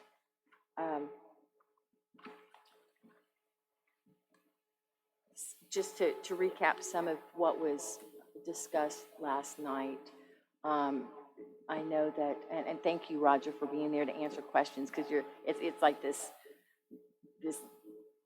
ping pong back and forth with all of the questions. But Superintendent Lealba stood up multiple times saying that the district wants to be a good neighbor and abide by dark sky, because Community Council was also taking up a dark sky ordinance. Because there have been so many, I think we're in a time of transition where some of these lighting projects come in, they'll say it's like a design standard, but then once installed, it's so much brighter than people expect. And that's the first time I've seen a comment that was Kirk Reamer's of being able to test something. Do you know if there are bollards like this? Does the architect nearby that we could go see the brightness? Thinking about that last night as the questions came through. Like, there's got to be a place we can witness this somewhere. So I'll ask the architect. It is definitely unique to the area, but there could that lighting design, but there's got to be somewhere that's close. Yeah. And so I can find out. And it was a bollard sales company, that described 3 levels of spacing for bollards: a dense spacing, more like an egress path, and then medium density. So, and high density was 10 to 15 feet. Medium was like 15 to 25, and then wide density was 30. And so it was the medium density that was like the balance of visibility at night and aesthetic of not being too harsh. And so again, I think, and again, correction, I believe you told me the plans, people thought it was 10. Yeah, 10, but right now it's 17 feet. So I would also point out that even Fairlawn View, as bright as they were and as frustrating for the neighborhood, had like less dense spacing than what is planned for at El Granada. Sure. With the tall lights, because the light pole goes over like 4 rows of cars. So some of the, I know Doug Machado called me last night and was pointing out some of the light poles for the design right now are right up against the sidewalk, and they're 25-foot light poles, so literally will shine in the windows across the street, both upstairs and downstairs, down past the Alameda. So it would be literally a line of sight into multiple homes. And the last piece that even Amber brought up last night was that the fog effect. And so Steve Terry commented about it. He was a El Granada resident, and he's been at 2 of the Midcoast Community Council meetings, that when these lights are on, it's like a beacon. So for anyone who notices rocket farms. So this is, while it may feel like a lot of comments, it's because there's sensitivity to what happens once the lighting projects go in, and it's a lot harder to make changes after the fact. So and then the last question here, because I know that Amber and I had a conversation with one of the attorneys in terms of and risk and liability. And so the reality is, we want to keep people safe. But it's after 10 o'clock and my brain is forgetting some of the words. But when you're looking at like public finance and what is real and what is perceived, and Amber and I were discussing, it's like how many people have had problems in these parking lots? Yes, we want it to be safe on the campuses, around the buildings, secure, but if you can, improve lighting without making it standardized. I mean, the standardized recommendations, we had 2 different Midcoast Community Council members point out that those standards were designed by lighting companies. It's like and so it's a level of brightness that's so much, and I was sarcastic last month, but we don't have to be able to pick off a 4-leaf clover off a football field. Kim, I don't know that I've seen anywhere where the 2200 lumens lights have been installed. I need to ask Dan where that may be, just so we can see what the fog effect is on those, because it is a bronze light, more of a... Right, but again, we do know that just simply you can draw an 8th grader can do a geometry diagram. I will be able, this full disclosure, I live on that block, and I will be able to see under those lights, because as far, it would be so close that a 25-foot light pole, you'll be able to see under it. So, and all of the homes along there. So one of the questions is, bonds come around for campuses every 30 years. Is this something, the risk that the district, there may not be another chance to do these type of improvements like parking lot lights down the road? It's just something to be aware of. I know that with, what having the adequate lighting in a school parking lot provides several benefits. I just want to bring it up because I think it's worth bringing up, so we know that, certainly hear what the neighbors are saying. I'm just trying to express what the designers are saying, because they're trying to look after the district. But safety and security, proper lighting enhances safety and security by deterring criminal activity and making it easier for students, staff, and visitors to navigate the parking lot safely, especially during evening hours or in low light conditions. Visibility and deterrence is another benefit. Bright lights improve visibility, helping. I know the bright part probably doesn't excite anyone, but bright lights improve visibility, helping to prevent accidents and providing a deterrent to potential intruders or vandals. And then traffic control, well-lit parking lots can help with traffic flow and guidance, reducing the risk of congestion and confusion. I know there's probably not a lot of traffic there, but nonetheless, that is one of the benefits. And then the last one is community use. In some cases, school parking lots are used for community events outside of school hours. Proper lighting ensures these spaces can be utilized safely and effectively.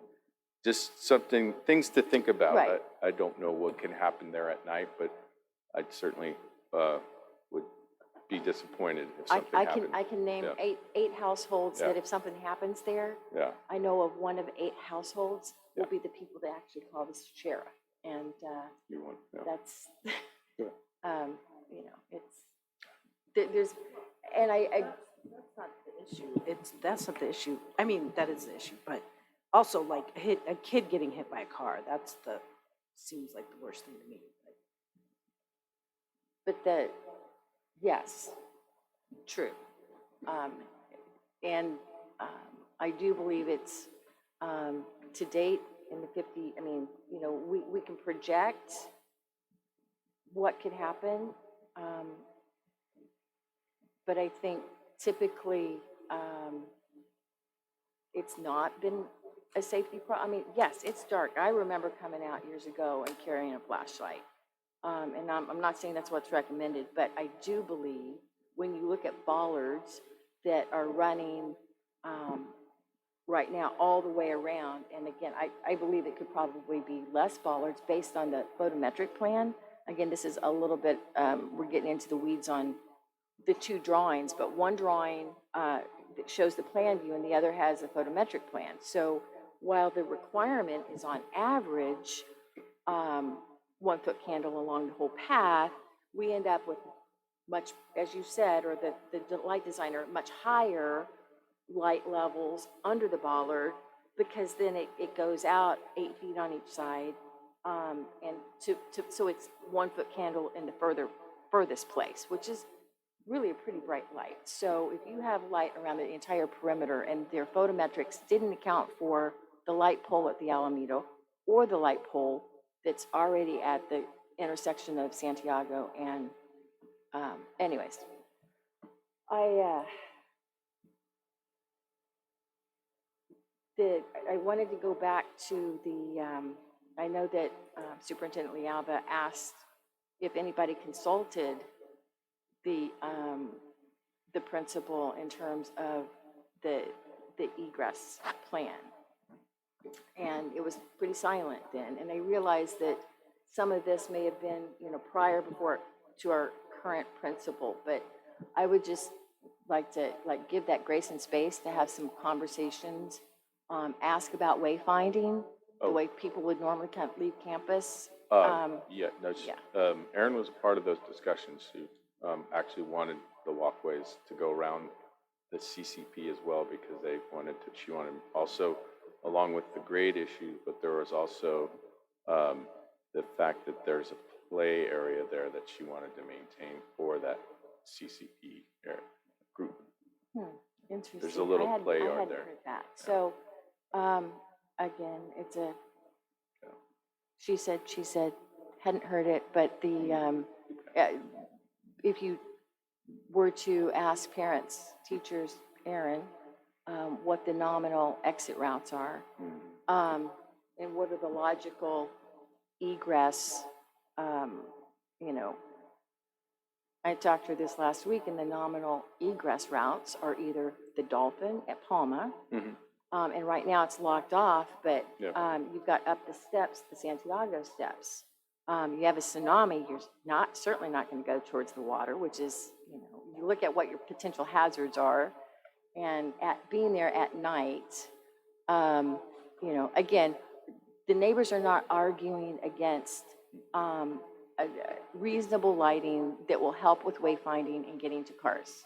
Yeah. What is not, given that if something is absolute, fine, we'll go with that. But if there was a piece that was a recommendation, knowing that how many parking lots are overlit right now, that's why we have all of these comments. So. And there's a lot of bollards. There were 16 10-foot lights. Perhaps that's worth looking at again with the lower light, the correct lighting, because it's a lot less. And if those other things go away, but at this point, I would honor the request of at least. So what did you have other the funding was the 300, was the That was for the projected? parking lot and the 5 parking lights. Okay. Yeah. That drop-off area, the paving, the rough grading, and then the concrete curb and gutter was $300K. Okay. And of course, electrical to tie the lights in. Yeah. So again, that's something that might furnish the classrooms. Yeah. You know, it's savings there, so that We was. should have it made a was- motion before we had this discussion, by the way. My apologies, it's late, very late. Do I have a motion to approve what am I motioning now? The motion is removing the 525 feet light poles from the submitted design to the current. Do we have a motion to remove those light poles from the design? And it's, at this point, leaving the bollards. So moved. Okay, thanks. I'll second. Thanks. Other questions? So you were saying though earlier that since this design was already approved by DSA? Yeah, the path of travel was one of the first things they look at for Okay. approval. And it all works together. And there's egress and emergency exit is egress and path of travel are related. They define, we propose something and then they modify it based on what's acceptable to them. So what we just approved was to not, We didn't approve it, but what we're we're asking. asking is to remove the big holes. That's what it sounds like, yes. So are we removing them all, or are we Just- making? No, just the 5. Just 5, it sounds like. The bollards that are there for required egress are still there. And it's as long as it's gonna be safe. Well, that's what I just mentioned it is, but, you know, having without, it's kind of a district decision that if you want to have the 5 lights there or not, but we obviously know where the neighborhood stands. And I think that was the warning he was reading from like the From the architects, was people. like, you know, this is why. Yeah, no, thank you. yeah. That was the basically the recommendation. benefits for having It a was parking, the were those 4 recommendation, items. but not required. Yeah. And Amber's asked to bring it to us. No more questions. Okay, is section, all in favor, please say aye. Aye. Those opposed, please say no. 4-0. Thank you so much for All right. all your work and Right. all the extra, the Sure. late Q&A. Much appreciated. Next is approval of Resolution 2824 to repeal the adoption of Emergency Resolution 2524. Now I'm confused. Go ahead. Good evening, Board President Hines and board members again. I know it's getting late. On or about September 10th, the Board of Education of the Cabrillo Unified School District adopted the Emergency Resolution 25-2024, and Resolution 26-2024 repeals this action. So if you'll recall, under Education Code 35161, it authorized the Board of Education to delegate an officer or employee to the board's powers and duties, including those lawful powers and duties as may be necessary to prevent a strike or to mitigate the impacts of a strike or other work stoppage or disruption. So this simply is a repeal of that resolution that was passed at that meeting. Are there any questions? We need motion. I move. Second. Comments? No? Okay, all in, this resolution. Kimberly? Aye. Carmen? Aye. Lisette? Aye. Mary Beth? Aye. And Sophia's out, 4-0. We have 9 minutes before. 9 minutes, we're going to have to do things quicker. And we have closed session, we need to amend the Yeah. agenda. Okay. Yes. So, there's no one- more, yeah, no There is one governance. item on the agenda that I don't know if that can wait. Do you know anything, Leticia? That was supposed to be. Bianca has it. No, I think the closed item session The under, conference with legal counsel, existing litigation, those are two settlement agreements that, I don't know if those can wait. Or if Is someone here necessary, that can present them? I have the information, but if you have questions, I'm not gonna be able to. Is it, I mean, I'm looking at Bianca, is this time sensitive? Do you need it? It's not Bianca, it's special ed. Oh, special ed. But we But only we have. got to move it. We only yeah, got we like only have 6 9 minutes. minutes, So yeah. we need to get this meeting done and go to closed session and do it. Okay, Do it in 9 minutes. okay, we'll be quick. Government Open matters. session, It matters. what's that? Governance matters, The standard, we're passing those. Well, we have to do them. what, the board discussion, And operations and new business. This is a recurring item. If we don't this need it, is, we can, right, we we can don't have pass. to, we don't have to do this. These were open conversations for the board to be able to bring things to the table and figure out how to be more succinct. So we're good. Does I'm looking at anybody have any comments or questions? Governance? Okay, so No, okay, ask for the board to amend the agenda okay, to remove the public employee evaluation, public employee performance sure, evaluation. that's fine. Okay, Kimberly, I need a second. I'll second. Carmen, all in favor, please say aye. Aye. Okay, passes 4-0. And Bianca, you can talk to them about the discipline item, and then the other item, I have the copies. Thank you. Thank you, everybody.